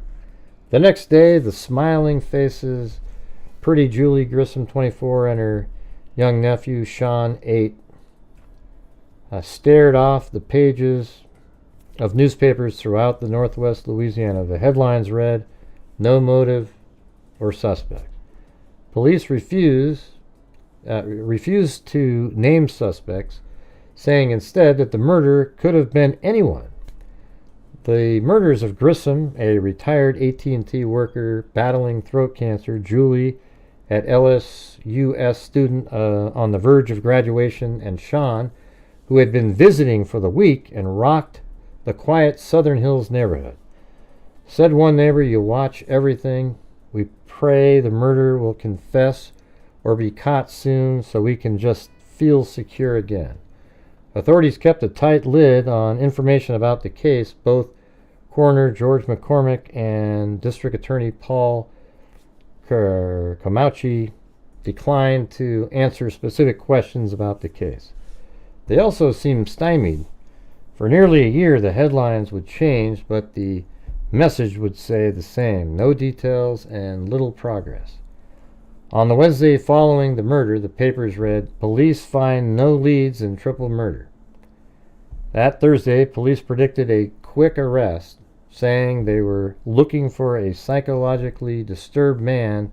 2 weeks later, no arrests had been materialized. The headlines read, "Grissom slaying, baffling police," etc. Yeah, I mean, so they don't even... So what's this down here? This is in the Louisiana paper. Very little to go on. Let me see if Rollings is on this page. Yeah, I guess that's right at the top. We were reading this one right here, but neighbors say Rollings strange. But see, this is in a Louisiana paper, so they must know that he's the suspect. They'd be on the same page. People who know Danny Rolling described him as peculiar sort, who often wore a bandana, boots, and camouflage pants. A former neighbor, Gary Flowers, 34, said on Thursday that Rolling seemed to be a loner. He liked to jog on the streets alone, play acoustic guitar in his front yard, lift weights, and talk to children, he said. Flowers lives near the West Canal Street home here that Rolling shared with his parents until May of 1990. So he lived there until May of 1990, and then 3 months later he killed those other students and moved from Shreveport to Florida, Gainesville area.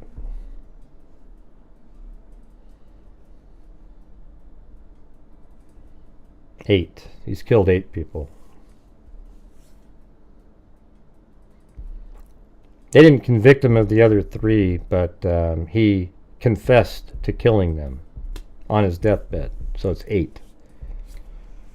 You don't have to go to, that's obvious at that point.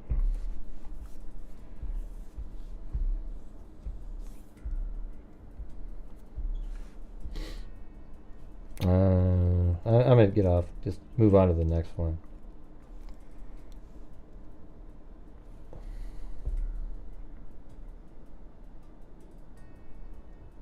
So now it says, slaying suspect, long troubled past. Investigators prime suspect in last year Gainesville killing and a triple slaying in Louisiana seems to have spent most of his life running. Danny Harold Rolling first tried to escape the wrath of his father, retired Shreveport, Louisiana police lieutenant. Friends and relatives said James Rolling continually criticized his son and kicked him out of the house at age 15 because the youth wanted to wear jeans to church. Danny was an abused child, his mother wrote, a Marion County judge, in seeking leniency for his 36-year-old son accused of robbing an Akola supermarket at gunpoint. Both my son and husband have mental problems, Claudia Rolling wrote. I would have to write a book to tell you all that we as a family have suffered because of my husband's jealousy. After leaving his parents' home, Danny Rolling began running from the law. He was convicted of committing 3 armed robberies between 79 and 86 and spent about 6 years in prison. I saw Danny as someone who got on the wrong track, apparently due to his childhood environment. Family friend Lillian Mills wrote in another letter. He told me the more he tried, the more he was criticized and condemned by his father Mills said. He was like a child with a short attention span. After his last 3-year prison term spent in Mississippi penitentiary, Rolling moved back to his parents' home. Neighbors recall he worked at odd jobs around town and often was temperamental. He often wore camouflage pants and a bandana and looked something like a Rambo, neighbors said. But he also liked to play his guitar for local children, they said. Man, you guys, we're having a massive lull in here. It's called Lull City. Here's his rolling crime history. May 1979, armed robbery of a Winn-Dixie. June 1979, armed robbery of a Winn-Dixie. I guess he likes Winn-Dixies. Rolling escaped from a prison work crew October 9, 1979, but was recaptured the same day. He was released January 7, 1982. March 1986, pleaded guilty to armed robbery and grand larceny of a Kroger supermarket. Rolling was sentenced to 4 years in a state prison in Parchman, Mississippi, and was paroled after 3 years. July 7, 1990, arrested in Shreveport, Louisiana on a charge of possession of marijuana.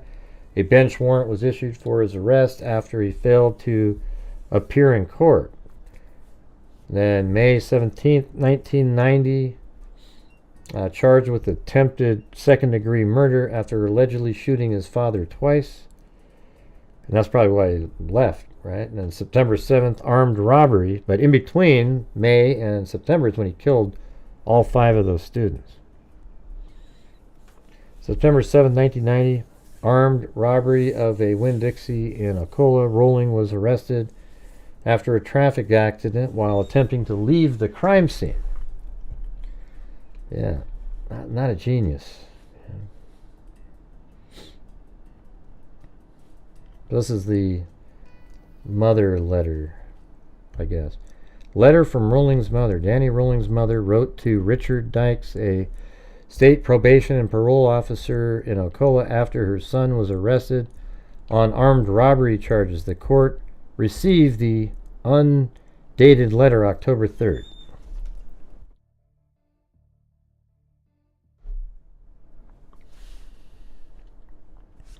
Yeah, maybe we can get some more coffees. Need some more of those.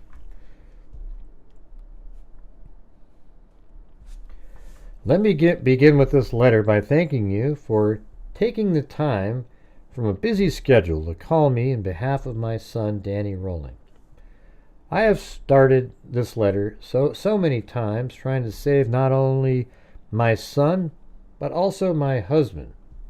But no matter how hard I try, it also comes out the same. Danny was an abused child. From the day he was born, my husband was jealous of him. Why? He never wanted me to hold him or show him love in his presence. Danny was told from the time he could understand that he would be dead or in jail before he reached 15 years old. His self-esteem was destroyed by his dad's constant belittling. Danny could never please his dad, and he tried so hard to win just one small sign from his dad that he approved of him, but it never happened. I have had to finally come to terms with the fact that my husband does not love our son, Danny. Danny was thrown out of the house when he was 15 because he wanted to wear blue jeans to church.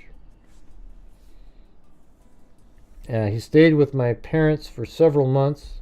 The shooting incident that took place in, that took place in our home May the 1990, was instigated by my husband. I'm sure of that now. He fired 3 times at Danny and shouted he would get all of us. That is why Danny came back to save me, but it resulted in my husband's injury. Mr. Dykes, I would have to write a book to tell you book to tell you all that we as a family have suffered because of my husband's jealousy. You see, both my husband and my son have mental problems. My husband by birth and my son by mental and physical abuse.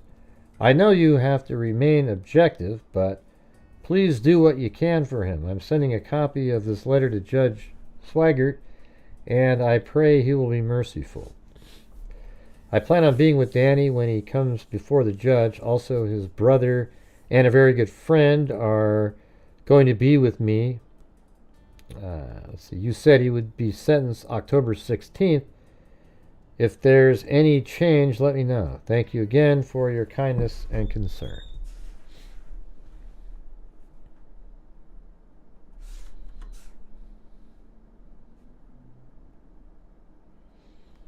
Thanks for the coffee, Lisa Valenzuela.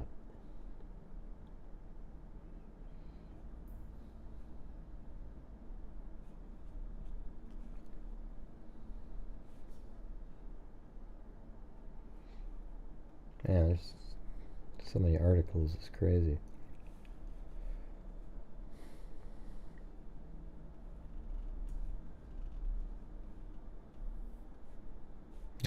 Not sure where it was on this one. GSU students due soon. I'll just go to the next one.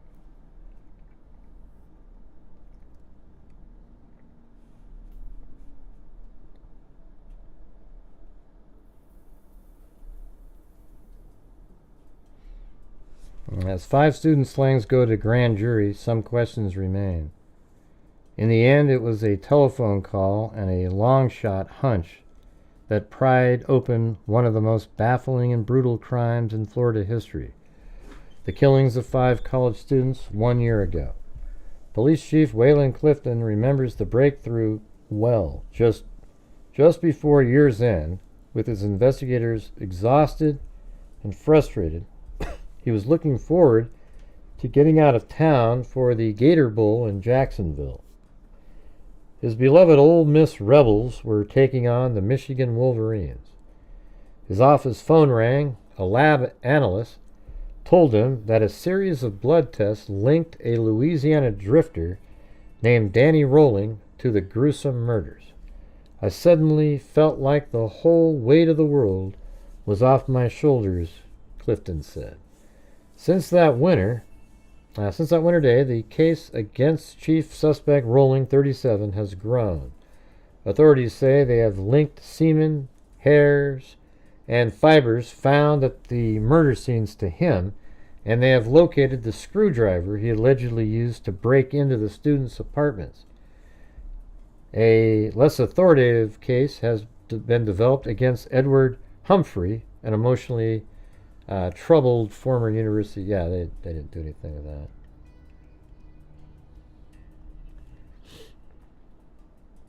All right, guys, the energy's starting to dwindle. We had such a massive lull here. See, as we're doing this show, I'm going to keep reading and reading and reading and reading. If you guys can support the channel throughout the show, I would appreciate it.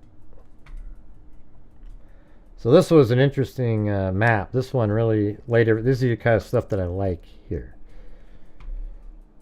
So on here it talks about the murders of 5 college students August 1990 were centered on Archer Road, a gateway to the University of Florida that is lined with apartments, complexes, and other businesses popular with students. So right here it says, like, we'll just go one at a time. 1, Christy Powell and Sonia Larson shop at Publix Supermarket at 125 Southwest 34th Street and a Walmart Discount City at 3570 Southwest Archer Street. Then they eat a late dinner with 3 male friends at Chili's Grill and Bar at 3530 Southwest Archer Street. So we're going to do like number 1. Yeah, it's all the way over here. So it's, almost all of it's over here. So Chili's, this is where they had dinner, right there.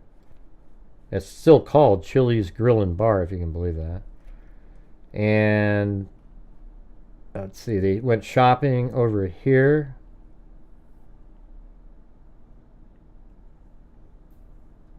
You know, it's interesting because Christa Hoyt and Larson and Powell all shopped here at this Walmart.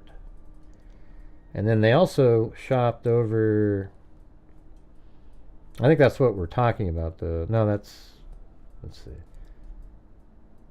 Okay, so they have Hoyt down as later. These guys are August, they died on August 23rd, but they weren't found for a few days.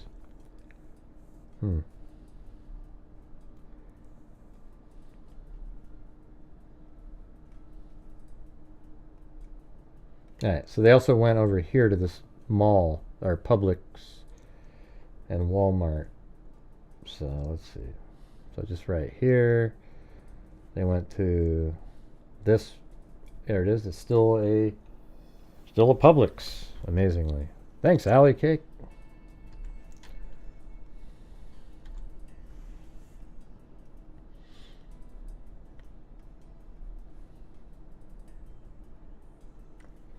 Yeah, so it has their whole day pretty much in there. The number 2, Thursday night, August 23rd, on their way home, Larson and Powell called their parents from a payphone at Sprint Food Stores, 2320 Southwest Archery Road. At about 11 p.m., I was very concerned and uneasy, said Ada Larson, Sonia's mother. I said, make sure no one's watching you. Huh, jeez. That's crazy, isn't it? Make sure nobody's watching you.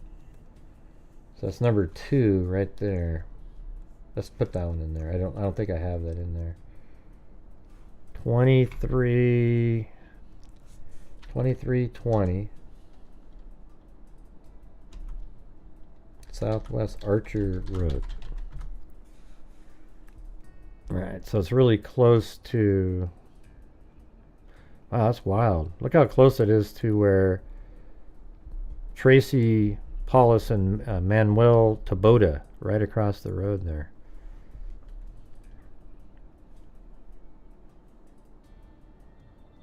Larson and Powell.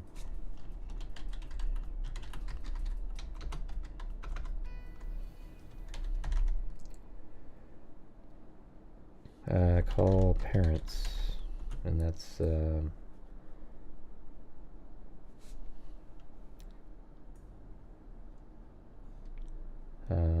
August 23rd at 11 p.m. Alright, there we go. That's weird. So they're over here, and then for some reason maybe they drove back like this, and they went to that payphone. I mean, why didn't they just come right back down this way? I mean, why would they go over here when they live all the way over in this area? Oh, that's where they had dinner. Let's see.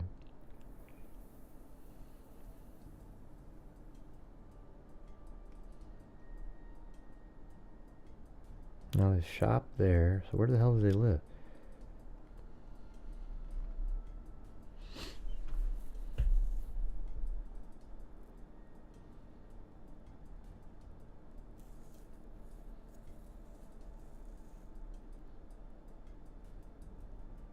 I'm just trying to find where they're...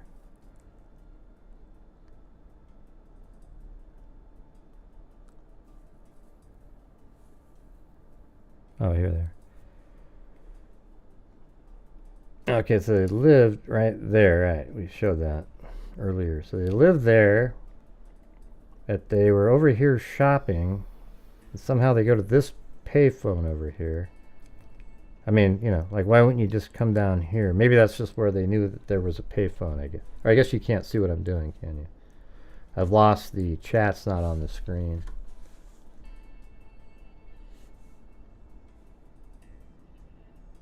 What happened? Jesus, the whole screen just went black. Hey, thanks, Luke Stedman. Yeah, so it's kind of interesting that the... so here's where they got the phone, made the phone call at 11, right? But the last place that they were at was shopping up here at the Publix up here. But they lived right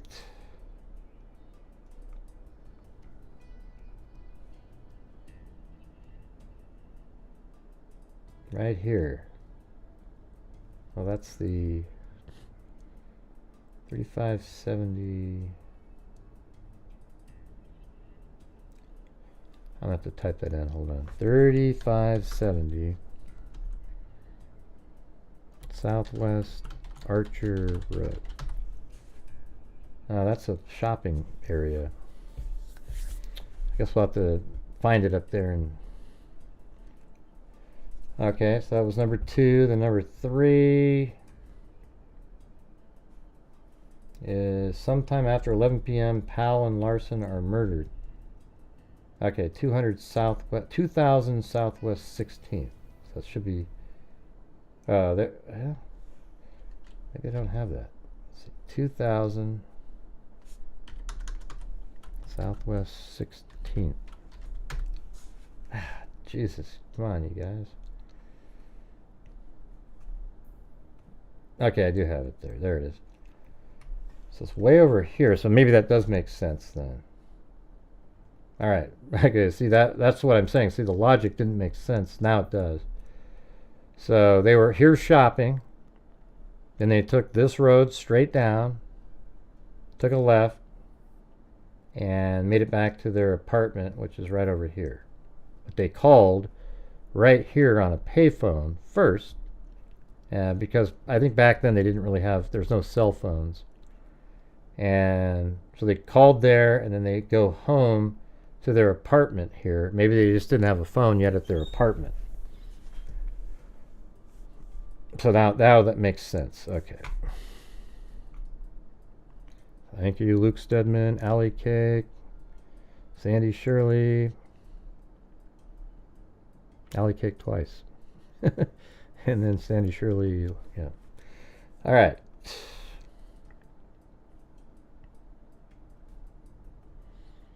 Number 4 is, now we have Christa Hoyt goes shopping at Walmart, the same place that Larson and Powell were at. Walmart, Discount City at 3570 Southwest Archer Road. And then 5, Saturday night, she is murdered and decapitated in her small duplex apartment at 3533 Southwest 24th Avenue. Then Manny Taboada works the night shift as a bartender at Bennigan's at 3208 Southwest Archer. I mean, just everybody's on Archer. He leaves at 1:30 a.m. Monday. Then Taboada and his roommate, Tracy Paulus, are stabbed to death before dawn at Gatorwood Apartment, 2300 Southwest Archer. And then Monday, August 27th at 11:34 a.m. Monday, a man robs. Wow, so that was the next day he did that? A man robs the First Union National Bank of Florida at 3505 Southwest Archer Road. Danny Rolling is later charged in the robbery. So the same day that he killed them, like early in the morning, he goes out later and robs a bank. Probably felt invincible at that point. The Gainesville probe ends in sight.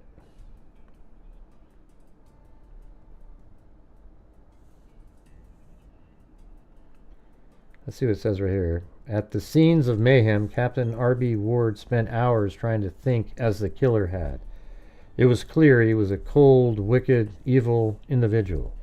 He was calculated. He knew what he was doing, said Ward, a veteran Gainesville homicide detective and one of 3 task force commanders. Worse, he thought, it appeared the killer fed on terror. Larson and Powell were mutilated, Hoyt decapitated, Paulus and Taboada stabbed repeatedly. Some of the bodies were methodically washed, and Hoyt's head was left on a shelf facing the front door. The real major concern was he would not stop and continue the murder because of the sense of enjoyment he seemed to have, Ward said. I was just hoping the person had moved on somewhere else.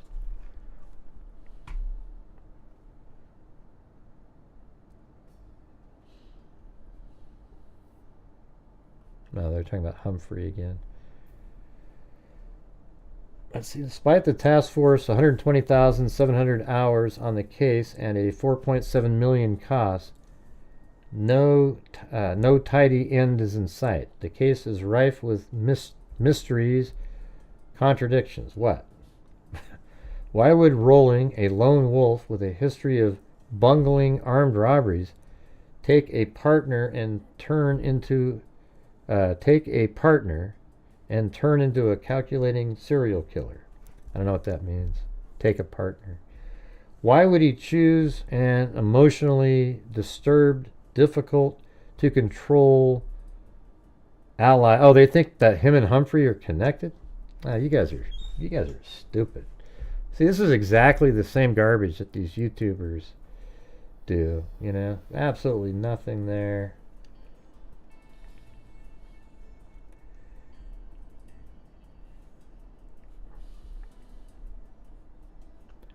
Investigation turns to drifter named Rolling.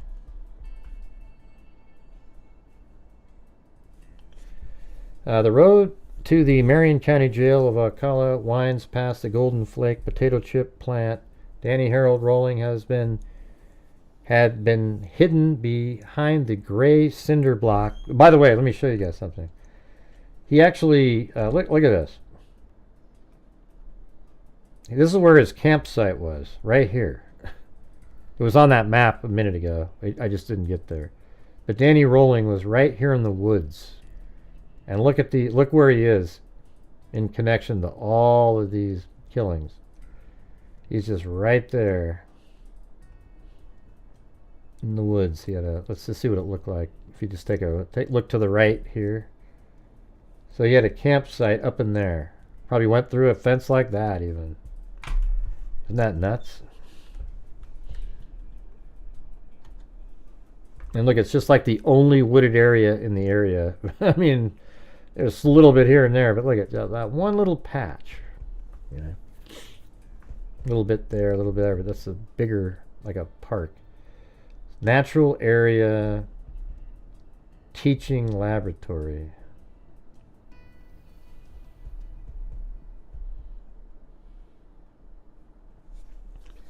He was about to be discovered. In January 1991, detectives in 2 cities were tracking separate clues that would lead to Rolling jail cell. With no promising suspects in sight, the multi-agency police task force investigating the grisly slaying had started combing through piles of old leads. Rolling's name was among them. He first came to the task force attention in the fall when he caught the eye. Wow, really?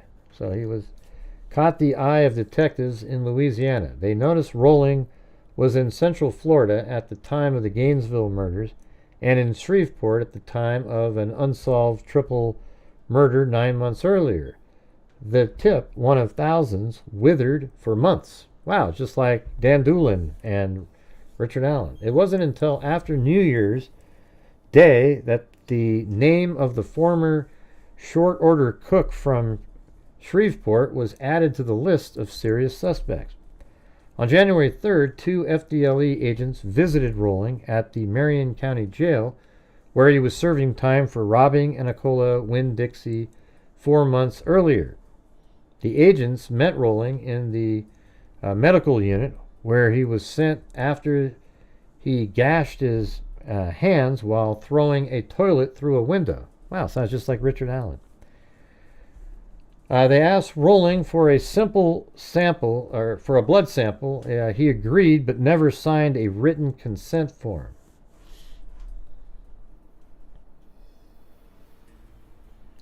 And then 9:35 a.m., a vial of Rolling's blood.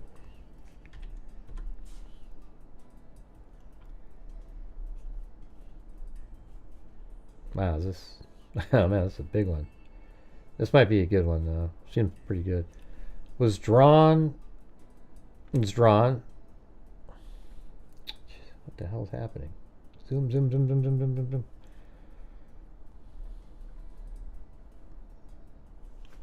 It was rushed to a laboratory to compare with blood work detectives had on the killer. He had blood type B, the same Danny Rolling stock as suspect started to climb. Special Agent Cynthia Bernard of the Florida Department of Law Enforcement started the new year with cold lead, a tan 1978 Buick Regal riddled with bullets. The car was stolen in Gainesville. On August 30th, just days after the shocking murders were discovered. 3 days later, a masked gunman abandoned the car after robbing a Save and Pack grocery store in North Tampa. Police pumped 16 bullets into the car as it sped off, but the gunman managed to slip away. Now, 4 months after the car was stolen, Agent Bernard was given the task of tying up loose ends. Witnesses said the gunman had brown, shoulder-length hair and carried a long-barreled revolver. Hillsborough County deputies recovered a brown ski mask, 26 latent fingerprints, a stolen wallet, a Nikon 35mm camera, and a knife sharpening stone from the car. Hey, didn't Kohberger buy a knife sharpener? Barnard traced some of the stolen goods. I bet he read these articles and was like, hey, man, I need to get a... Barnard traced some of the stolen goods to Larry Lawrence, whose home on East 113th Avenue in Tampa had been burglarized on September 1st. That's 5 days after the last murders. Then Barnard hit a dead end until she drove up to Gainesville for a task force briefing a day or two later. Commanders told the detectives about a promising new suspect named Danny Harold Rolling. Rolling was charged with robbing an Akola supermarket September 7th. He had brown shoulder-length hair, wore a ski mask, and was caught with a long-barreled revolver, and the 1983 silver Ford Mustang he was driving had been stolen in Tampa. I guess those are his fingerprints. It sounded like a playback of the Tampa armed robbery, so almost on a whim, Barnard stopped at the jail on her way back to Tampa and picked up a copy of Rolling's fingerprints. If they matched prints found in the stolen Buick, detectives would have proof Rolling was in Gainesville at the time of the murders. Right, because that was the same day of the murders. It would be easy to tell. Rolling's fingerprints were unique. He was missing the tip of the middle and ring finger of his left hand, both sliced off during an accident in a prison bakery years before the prints matched.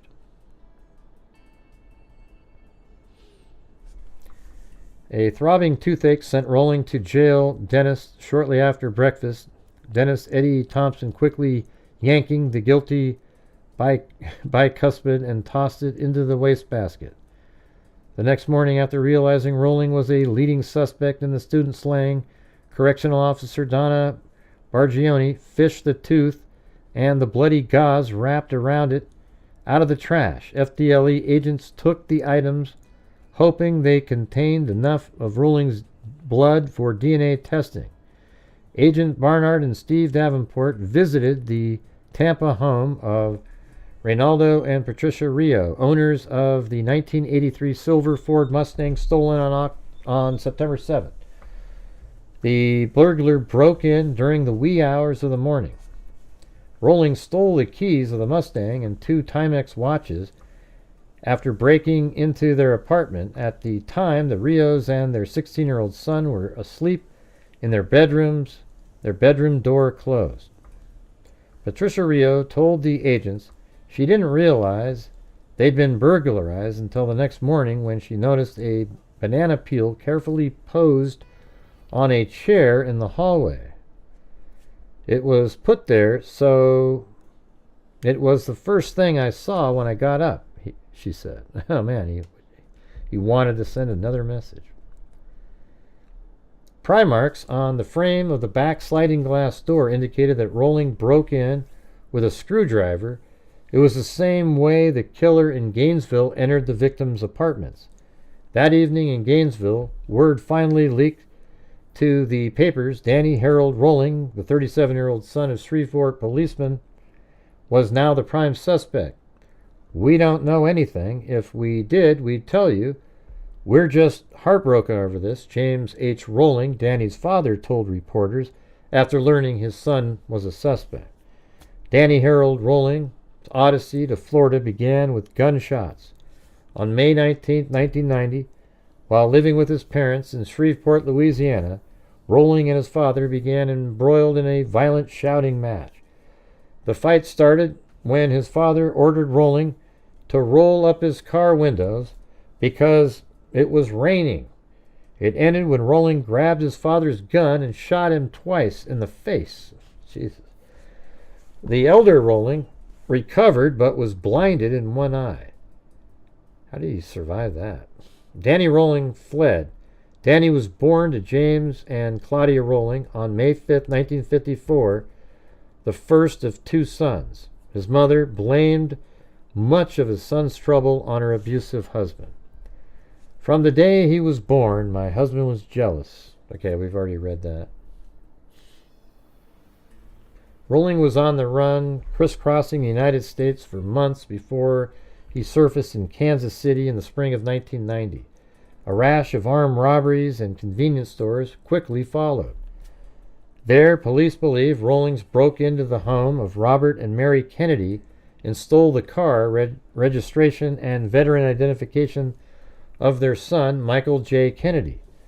The younger Kennedy, a Marine Corps veteran and Vietnam hero, died in 1975 of a drug overdose. During the war, Kennedy stepped on a landmine while walking point on a patrol, and both of his legs had to be amputated.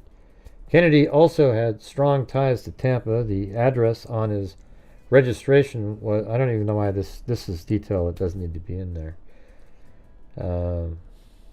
Danny Rollings quickly adopted Mike Kennedy's name and his alias. On July 17th, a Michael Kennedy from Kansas City checked into the Travel Lodge in Tallahassee, literally across the street from Florida State University.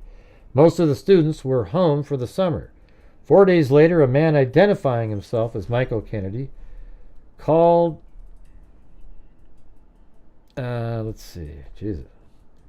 former U.S. Representative Bill Grant's office in Tallahassee and complained he wasn't receiving his veterans benefits. The telephone number he left was to pay phone and, telephone number he left was to a payphone at Poor Paul's Lounge, a popular student hangout block from the Travel Lodge. He checked out July 22nd. That evening, Danny Rolling showed up at in Sarasota. He called himself Mike. From July 22nd until August 18th, Rolling holed up in cheap Sarasota motels, wining and dining two women and spending cash freely. He made friends easily. Wow. Lola Lee Marie Seaman, 43, and Teresa Lynn Cousins, 30, both met Rolling at local bars. He introduced himself as Mike Kennedy. I bet you him as Mike Kennedy, he acted different. He probably felt like he could just be a different person, and his normal self wasn't, so he was acting and was able to meet these women, but when he was himself, he couldn't do it. He was basically an incel. Let's see. He introduced himself as Mike Kennedy. Both, before they knew it, Rollings was lavishing them with gifts and serenading them with his acoustic guitar. Both women said their relationship with Rolling were short-lived. Cousins said he sometimes acted like a crazy man. James Ford, a clerk at Burdine's, got to know Rolling when he came in to buy clothes. They became quick friends and spent a few summer days bar hopping, Ford later told detectives. Ford said Rolling bragged about a record company paying him $10,000 for a song he wrote. That's how Rolling explained the big wad of cash he had stashed under his motel mattress, although he got that from robbing banks. He also remembered Rolling's sneakers, white high-top Reeboks. Police in Gainesville found sole prints from high-top Reebok's basketball shoes near one of the murder scenes and assumed they belonged to the killer.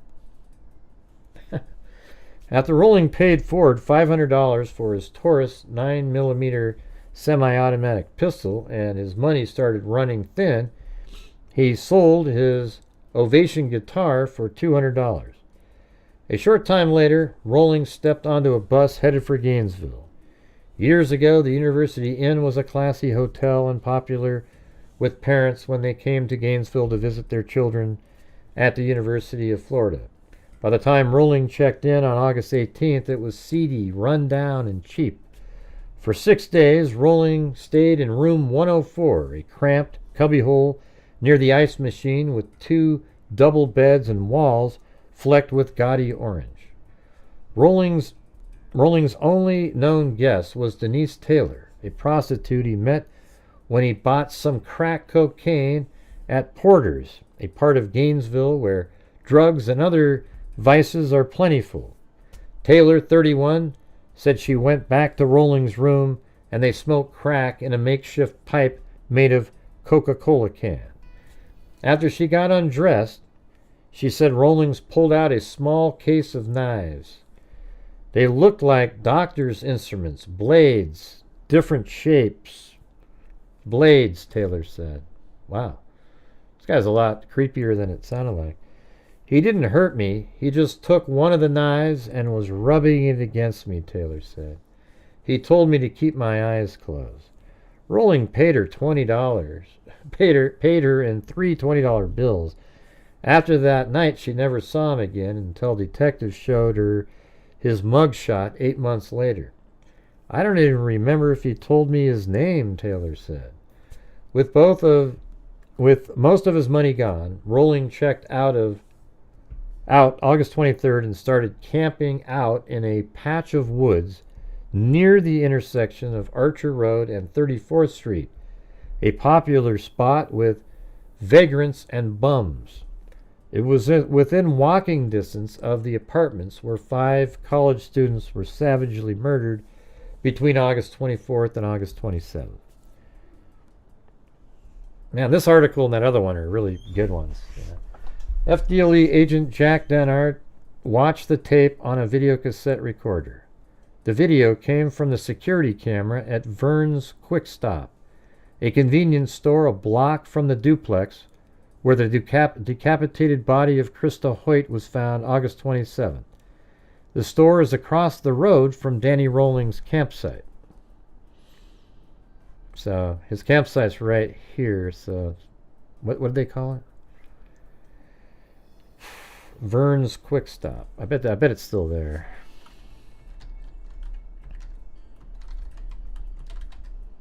Yep. Is that how you spell it? Maybe it's somebody else's Quick Stop now. How about if I just type in quick?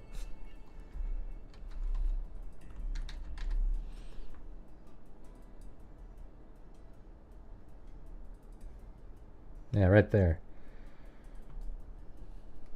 So this is his campsite, was over there. The video came from the security camera at Vern's Quick Stop, a convenience store a block from the duplex where the decapitated body of Christa Hoyt was found August 27th. So that was saying a convenience store a block from the duplex. I thought it said across the street on a video. The video came from the security camera at Vern's Quick Stop, a convenience store a block from the duplex where the decapitated body of Christa Hoyt was found August 27th. Oh, there it says it. The store is across the street from Danny Rolling's campsite. And then, so let's see, that's right there. And then Christa Hoyt is right there. So look at that.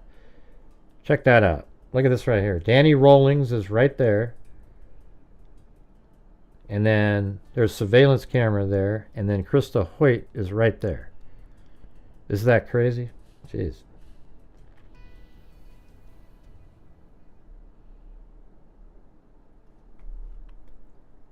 And then, let's see. He took one of the instruments and was rubbing it. Okay. So that's the hotel room. he was with that lady, the sex worker. All right. Come on, zoom, zoom, zoom, zoom. I want to read this whole thing. I got to do this one. All right, so then it goes up over to here. As Denard watched the surveillance footage, or let me get some drinks, or a drink of my iced tea here. But hey, while you're watching, if you feel like, we're doing good on this show here, if you can please help support the channel. Gotta do well when we can. There's some nights where it's just dead as a doornail. So as Denard watched the videotape from that store, he noticed a man who resembled Rolling in and out of the store in the days leading up to Hoyt's murder. But the tape was fuzzy. Man, of course it was in 1990. That's horrible resolution. 320 by, just awful. But the tape was fuzzy, and Denard couldn't be sure. To enhance the picture, the agent took the video cassette tape to NASA Innovative Science and Technology Experimentation Facility at Cape Canaveral. The result, an astounding, crisp image, wow, really? That surprisingly showed Christa Hoyt shopping at the store just hours before she was killed. The videotape also showed a man inside the store moments before Hoyt entered. The man, Denard said, was the spitting image of Danny Rolling. Oh man, that's amazing that that NASA could do something like that. I don't know, man. That's pretty difficult.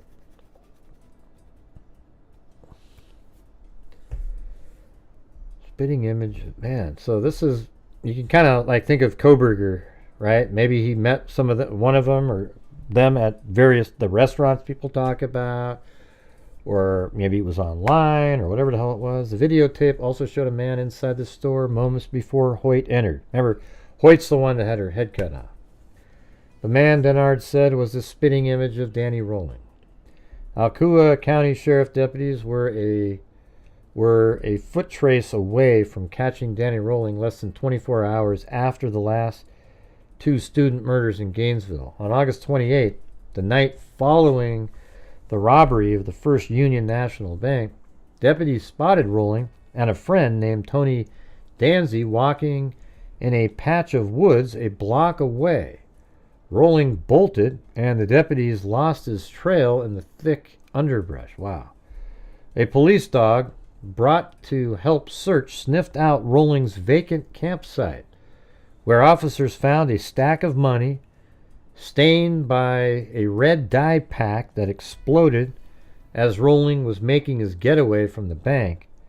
They also found a brown pup tent, Taurus 9mm semi-automatic pistol, jewelry, a screwdriver, a Panasonic cassette player, and tape. They found that on August 28th? And it took them that long? My God. Although the bank robbery happened just a few blocks from Christa Hoyt's duplex, and a day after her body was found, detectives did not link it or the campsite to the student murders or to Rolling until January. Wow, that's just amazing. The reason, a case mistaken identity. The reason, a case of mistaken identity. Deputies charged Michael J. Martin, who looked a bit like Rolling and had been camping in the same woods. Jeez. That's incredible. Robbing the bank, police assumed the campsite and everything in it was his. Well, didn't you test it for fingerprints? Or Danzy also had told deputies the name of the man he was with was Mike. More than 3 months after his arrest, Michael J. Martin was quietly released from jail. Now, what was that fake name that he used from that?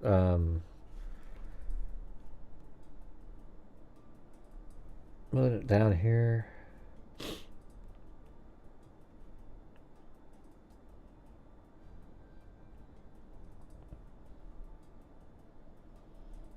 Remember that the officer, the Vietnam guy that died? I think it's right here, right?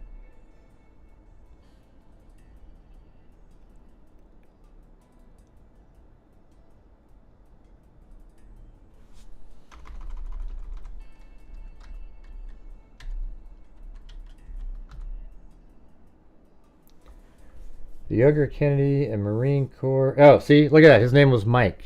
Michael J. Kennedy. See that? Their son. That's why he called him Mike. And the other guy just happened to have that name, Mike.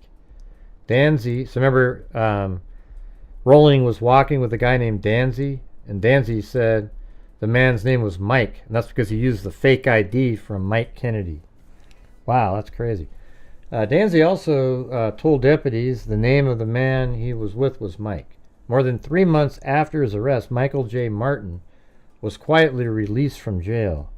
It wasn't until January, after Rolling's name surfaced as a suspect, that the task force re-examined the evidence found at the campsite. When Sheriff Detective Grant Hughes finally played the cassette tape, he heard Rolling's reading off key singing. Rolling's reedy off-key singing voice. Not sure if that word "reedy" isn't there. He knew it was Rolling because Rolling identified himself by name on the tape. In all, Rolling had recorded 11 songs on the tape, mostly about his love for his family and God, and about his regret for leading a life of crime. He called one mystery writer was what's your name? You're a killer, a drifter, gone insane. Mystery writer, what's your game? You're a rebel, no one can tame. FDLE agents Bernard and Davenport traced the Taurus 9mm pistol to James Ford in Sarasota, who also identified a gold herringbone neck chain and amethyst ring found at the abandoned campsite as belonging to the man he knew as Mike Kennedy. During a meticulous search of Rolling's campsite, detectives found a pubic hair they believed was Christa Hoyt's. Wow. FDLE analysts also determined the screwdriver found near the tent was similar to the one the killer used to pry open the back window of Hoyt's duplex and the apartment of Tracy Paulus and Manuel Taboada, victim 4 and 5. Detective L. It sounds like these guys did the old school stuff, you know. But man, you guys, is there any chance you guys can we can keep the support for the channel going tonight? It's just been dead as a doornail for over an hour. So if you guys have the ability to, that would be great. Kind of gives that, keeps the juices flowing instead of just reading aimlessly for hours. Detective L.W. Hewitt started with a seemingly insignificant Walmart receipt. With it, he may have found a link between Rolling and murder victims Sonia Larson and Christa Powell. Oh, I want to hear this.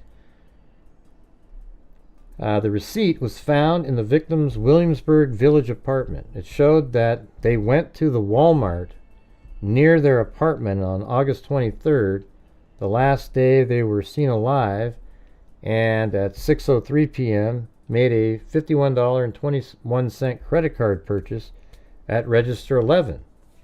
On February 6th, Hewitt went to the Walmart and pulled every receipt from August 23rd. He found what he was looking for, a receipt showing that at 6:03 p.m., so that same evening, someone at Register 22 paid $20.08 for a brown Avid outdoor pup tent. Oh man. So he's in there at the same time they are, just at a different register and watching. The tent was the same brand as the one found at Rolling's campsite.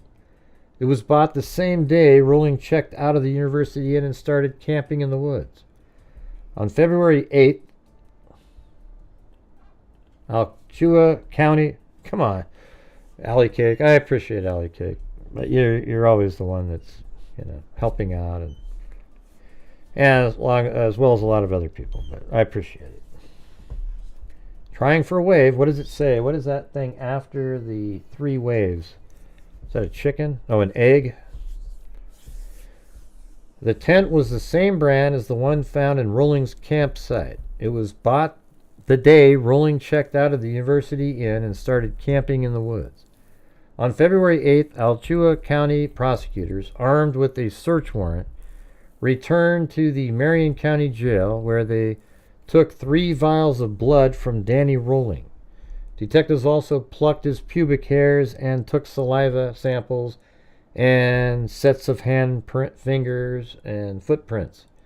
The official FDLE analysis of Danny Rolling's DNA soon was underway. Danny was a good boy. He was just like the clouds in the sky. Some days it was sunny and some days it was stormy and raining.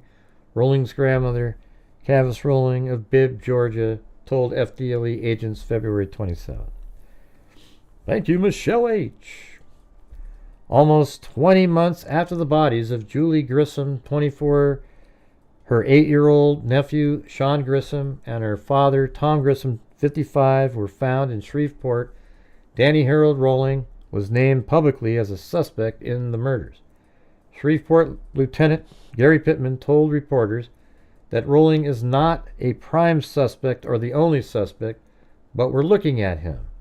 All 3 victims had been stabbed and bound with adhesive tape. The killer used vinegar on Grissom's genitals to obliterate evidence of rape, and her nude body was posed in her bed. It was a nightmare over there, just as bad as the situation, just a bad situation, said Bob Coyle, the neighbor who discovered the Grissom's body. The day the Grissoms were killed, Rolling was fired from his job as a cook at Pancho's Mexican Buffet. Employees said he flew into a rage and stormed out. The restaurant is a mile from the Grissom home. Julie Grissom, a college student, liked to jog at a city park near her house. Danny Rolling jogged there too.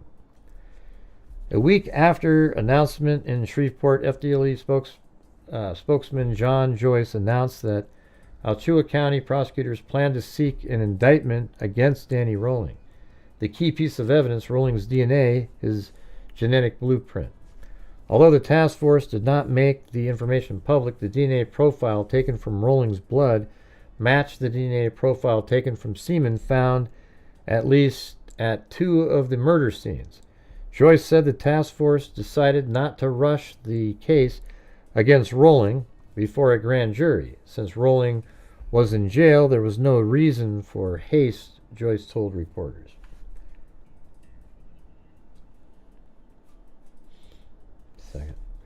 It's not like he's going to walk away tomorrow, and the persistent specter of 2-killer theory was raised once again. Let's see, what else is down here? On July 5th, Alachua County State Attorney Len Register said he had evidence supporting the possibility the murders were the work of Rolling and Edward Lewis Humphrey. Of course. The only link they have between the mentally troubled Humphrey and the murders were stray pubic hairs found at 2 of the murder scenes. They were considered an approximate match to Humphrey's hair. To this day, prosecutors and some top investigators, including FDLE Task Force Commander J.O. Jackson, cling to the theory that Humphrey was somehow involved, maybe as Rolling's sidekick. Okay. These guys, see, they can't let shit drop. It just goes on and on.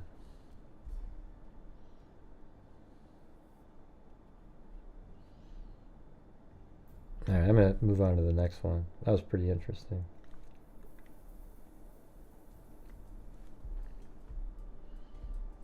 And this one, so this is February of 1994. That's where we're at now. That last article was 93. So this is 94. Rolling won't be prosecuted in Shreveport. There's not enough evidence to prosecute Danny Rolling for any of the 3 Shreveport murders, despite his confession to 5 Florida murders, a prosecutor says. So he confessed to the 5 Florida murders, but he's going to go on trial for the penalty phase. He's still the prime suspect, but we still don't have enough to ask a judge for the arrest warrant. Rolling, a drifter from Shreveport, admitted Tuesday in Gainesville, Florida, that he killed 5 University of Florida students, 4 women and 1 man in August 1990. His confession abruptly ended his murder trial just after it started. Carmouche said Louisiana prosecutors have nothing but the similarity between the Florida and Louisiana cases, as well as evidence that Rolling was in Shreveport when Julie, Sean, and Thomas Grissom were stabbed to death. Oh, didn't you collect the DNA from the girl? If he's in a confession mode and wants to talk about Shreveport, the Shreveport police are on call, and they'll certainly send somebody to Gainesville very quickly. Now, Florida prosecutors said they have DNA evidence linking Rolling to the Gainesville murders. DNA test results in Louisiana were inconclusive. Now, that means you didn't collect it right.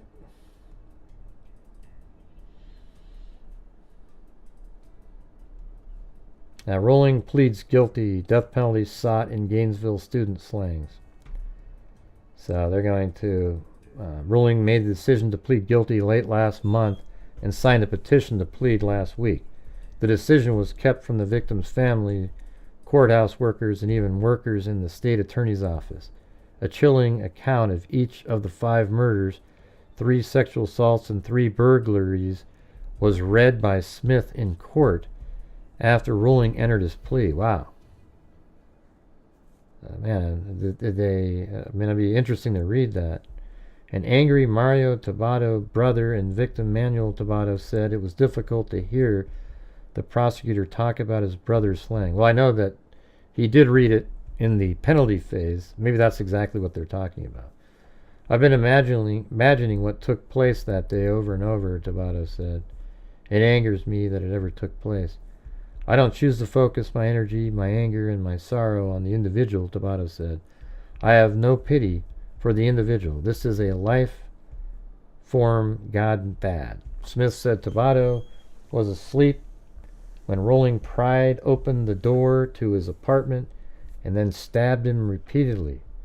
While still covered with the blood, Manuel Taboada, the defendant, then subdued... While still covered with the blood of Manuel, the defendant then subdued Tracy Paulus, Smith said, adding that...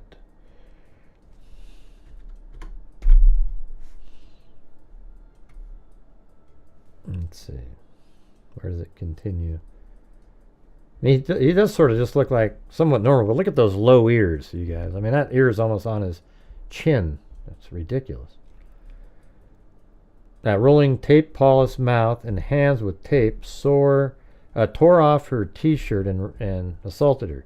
He then stabbed her 3 times in the back. Family members of the victims quietly wept during the plea as the prosecutors recounted each of the crimes. They later issued a plea for privacy through Gainesville Police Detective Sadie Darnell. They need this time to process information, she said. Rolling's plea covered 11 counts, 5 first-degree murder, 3 sexual batteries, and 3 armed burglaries. The judge, saying Rolling knew the consequences of his actions, accepted the plea and adjudicated himself guilty. Public defender Rick Parker told reporters after the hearing that Rolling had decided on January 26 to plead guilty because the attorney said he wanted to do the right thing. Danny Harold Rolling has pleaded guilty because he is guilty, Parker said, adding that he believes Rolling... I mean, this is what people sort of wonder if Kohberger will do. I doubt it. Parker said Rolling's mental condition would be helpful in understanding how the same person can assault and murder, then later regret these acts and feel compassion for the living loved ones surviving the violence.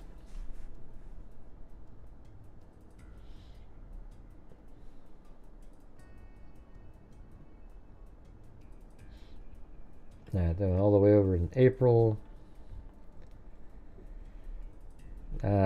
Florida judge sentences Danny Rolling to death. Relatives of 5 slain college students sobbed and shouted as judge condemned Danny Harold Rolling to death for a grisly crime spree that terrorized this college town in 1990. Ricky Paulus, mother of one victim, yelled yes as the first sentence was read, As Rolling was led out of the courtroom, Mario Taboada's brother of another victim stood and shouted, "Justice is beyond these walls. We have the last say. We will prevail." Rolling, who beheaded one of his victims and left her head on a bookshelf, pleaded guilty February 15th of 5 counts of first-degree murder, 3 counts of sexual battery, and 3 counts of armed burglary. He didn't speak at the hearing, nodding his head slightly as Circuit Judge Stan R. Morris accepted a jury recommendation that he be put to death for 2 of the mutilation sex murders. Right, so there you go. You got that.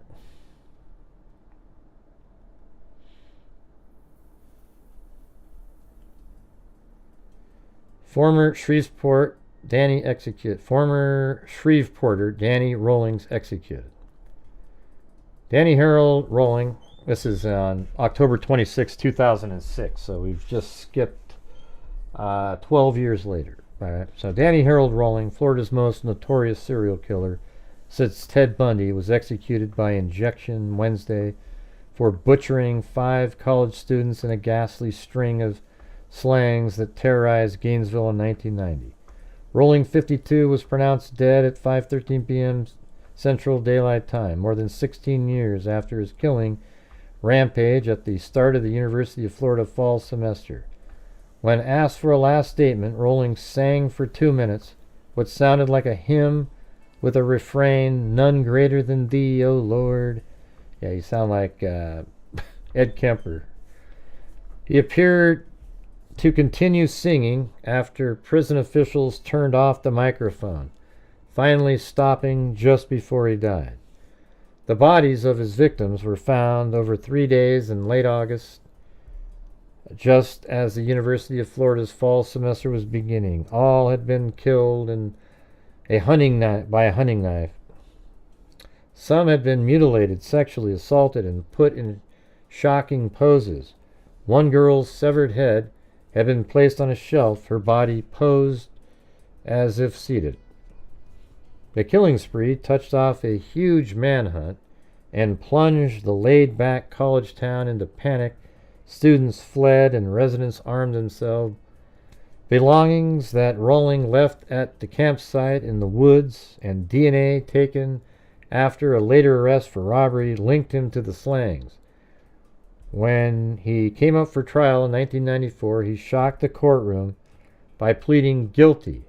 There are some things he said, there are some things you just can't run from. This being one of those, Rollings told the judge. He later told the Associated Press, "I do deserve to die, but do I want to die? No, I want to live. Life is difficult to give up." Right, you mean the lives that you just took from people so casually. Rolling was also the prime suspect in the 1989 stabbing of William T. Grissom, 55, his 24-year-old daughter Julie, and 8-year-old grandson Sean in Shreveport, Southern Hills neighborhood, but he was never charged with those homicides. Although evidence appeared to link Rolling to the Grissom case, and some of his Florida cellmates said he admitted to killing the Grissoms, Shreveport police said Florida authorities had a stronger chance of convicting Rolling. Diane Hoyt, whose stepdaughter was slain, said the execution marked the final chapter of the book. This man brought this outcome to himself, and the law of the land carried through to show us justice, Hoyt said. Outside the prison, death penalty opponents stood in a circle singing Amazing Grace. We know who those people are. Another onlooker supported the execution. "They're doing good things," said Randy Hicks, 35, a truck driver and former prison guard, who occasionally watched over Rolling. "This guy deserves it. It's very overdue." All right. So we got that one. But then I think just like right after this, the next day in the paper, convicted serial killer Danny Rolling passed a note with information about 3 1989 Shreveport murders to a minister before he was executed Wednesday, the Shreveport Police Department said Thursday. Police spokesman Casey Hargrave would not say whether Rolling admitted to stabbing William T. Grissom, 55, his 24-year-old daughter Julie, and his 8-year-old grandson Sean in Shreveport South Hill neighborhood. He was the prime suspect in the case, which was closed in 1994. The minister and the police department will hold a news conference at 10 a.m. today.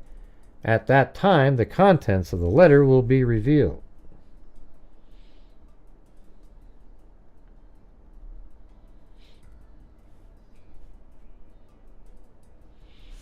Right before his execution Wednesday in Florida, admitted serial killer Danny Rawlins handed a letter to a spiritual advisor confessing to the grisly 1989 murders here of William Tom Grissom, 55, his 24-year-old daughter Julie, and 8-year-old grandson Sean. The confession clears Hal Carter, who briefly was a suspect in the case.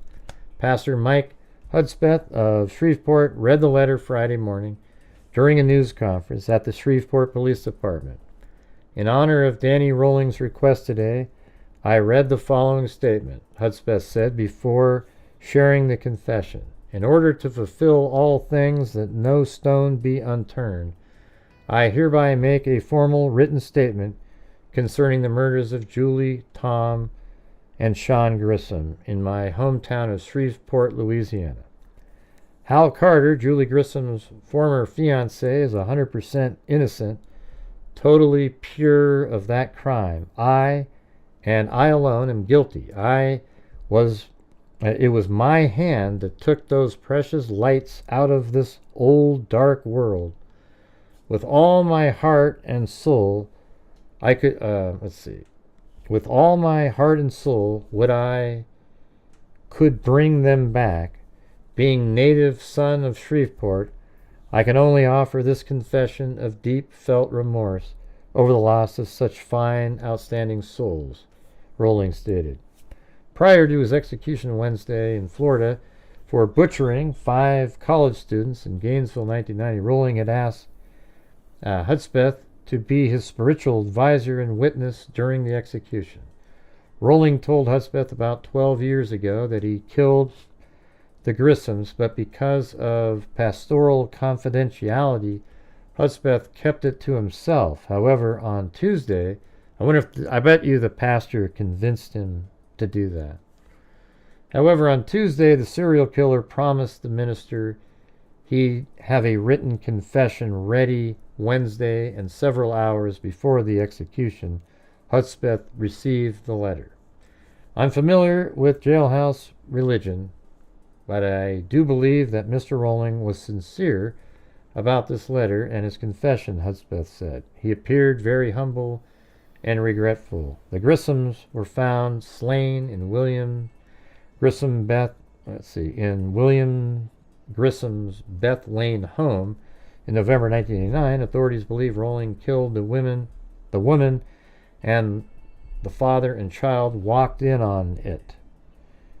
Oh, wow. So he killed authorities believe Rolling killed the woman and the father and child walked in on it. He became the prime suspect in the murders after authorities here noticed similarities in the 1990 Florida and Shreveport murders. Rolling later confessed to killing the 5 college students, and Shreveport investigators felt Florida had greater chance of carrying out Rolling's execution. For local authorities, the confession comes as no surprise. Investigators have similar letter that Rolling wrote his ex-wife several years ago. That letter outlines details of the crime scene, according to the investigators. Well, there you go, everybody. Wasn't that cool? That's pretty interesting, right? For those who stuck around, and what, do we got a troll in here late? Ah, jeez. He's, I wouldn't call him. I think he was just copying some of his stuff. Anyways, that's going to do it for me, guys. I'm going to get out of here. Snuck it in. Hope you guys found it interesting. I got every single element in there, especially those 2 longer articles. Those things are really good. But don't you feel like you just kind of, you were almost like you were there at the time when people were discovering stuff, and then you had, Danny Rawlings commits the murder of the Grissoms in Shreveport. Then all of a sudden there's these other murders, and then it turns out that it's just kind of interesting, the back and forth of the timing of things.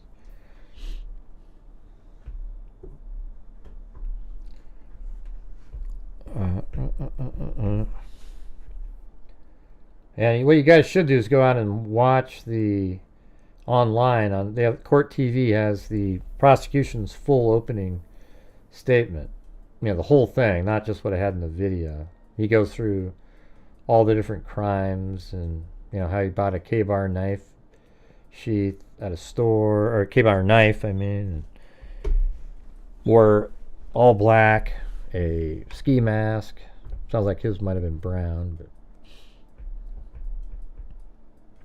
I was going to play that, but I've already spent almost 3 hours, and it's as dead as a doornail, man. If we were still going, I'd probably do it, but man, forget it. So let's see, we have Alley Cake, and then Crimezilla gifted 5 memberships, and then Cheryl Moran with a double cat eye donation.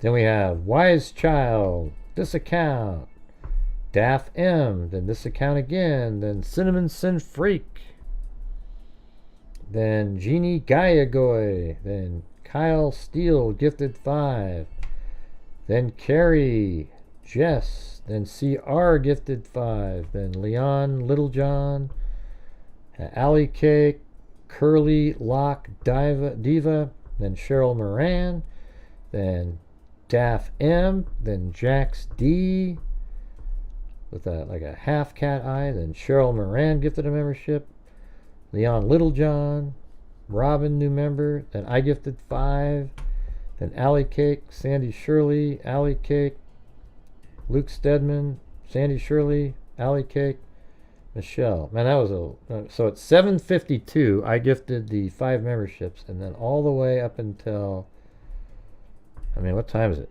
9:30. It's like a 2-hour period. I think the channel brought in $12.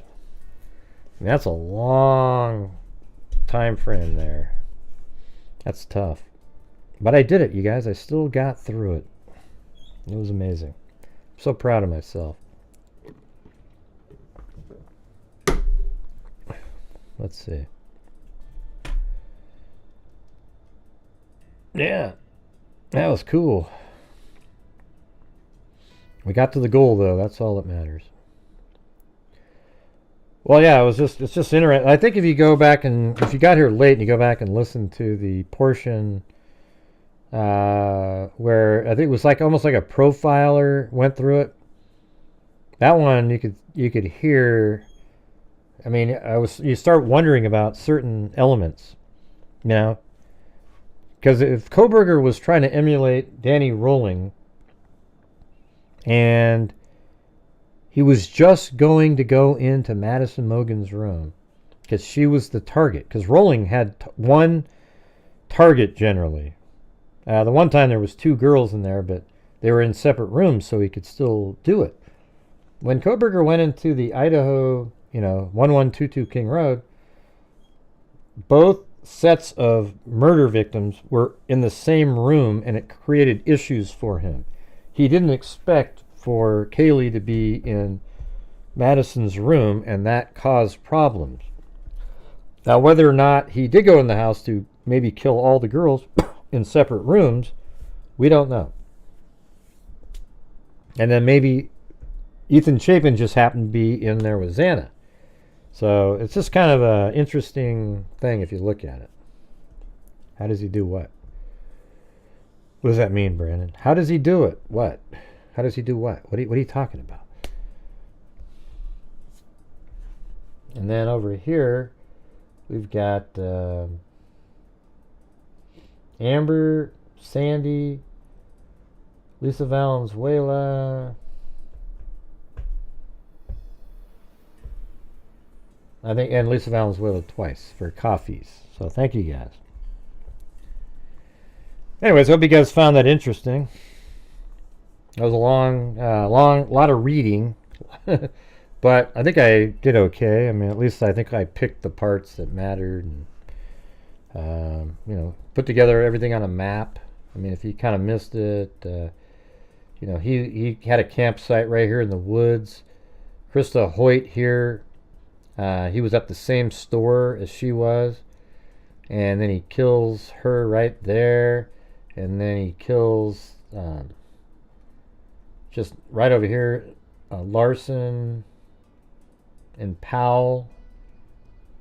So, you know, you just look where he was. It's not far away at all. So Larson and Powell are right there. That's his campsite. Then Paul's and Taboada, whatever, I can't remember how to pronounce his name, but Manuel, they're right here.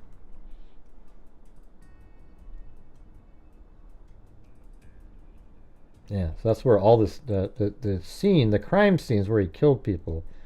Maybe that would be interesting to put that like a circle. So Christa Hoyt is right there. Right there. Like that. And then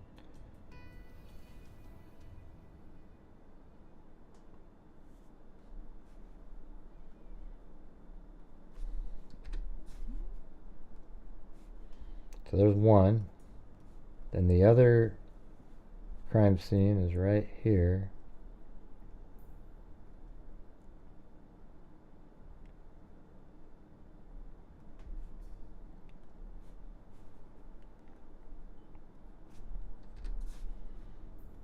These are where the 3 different murder scenes are.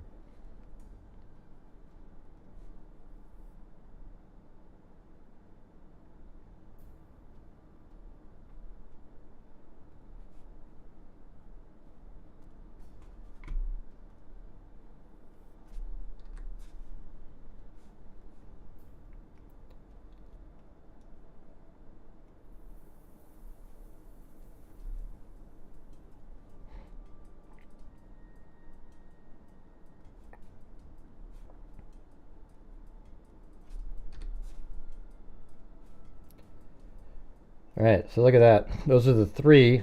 Almost like a perfect line there. Look at that. That's crazy.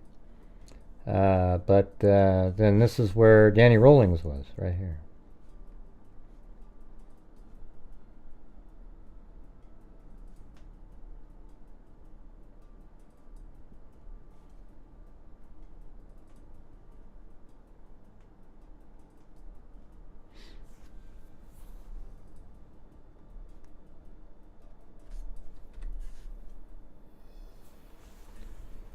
Right there. So Danny Rawlings right there, and this is where all 3 victims that he killed, 5 people. Christa Hoyt by herself, then Tracy Paulus and Manuel Taboada, 2 people, and then also Sonia Larson and Christina Powell.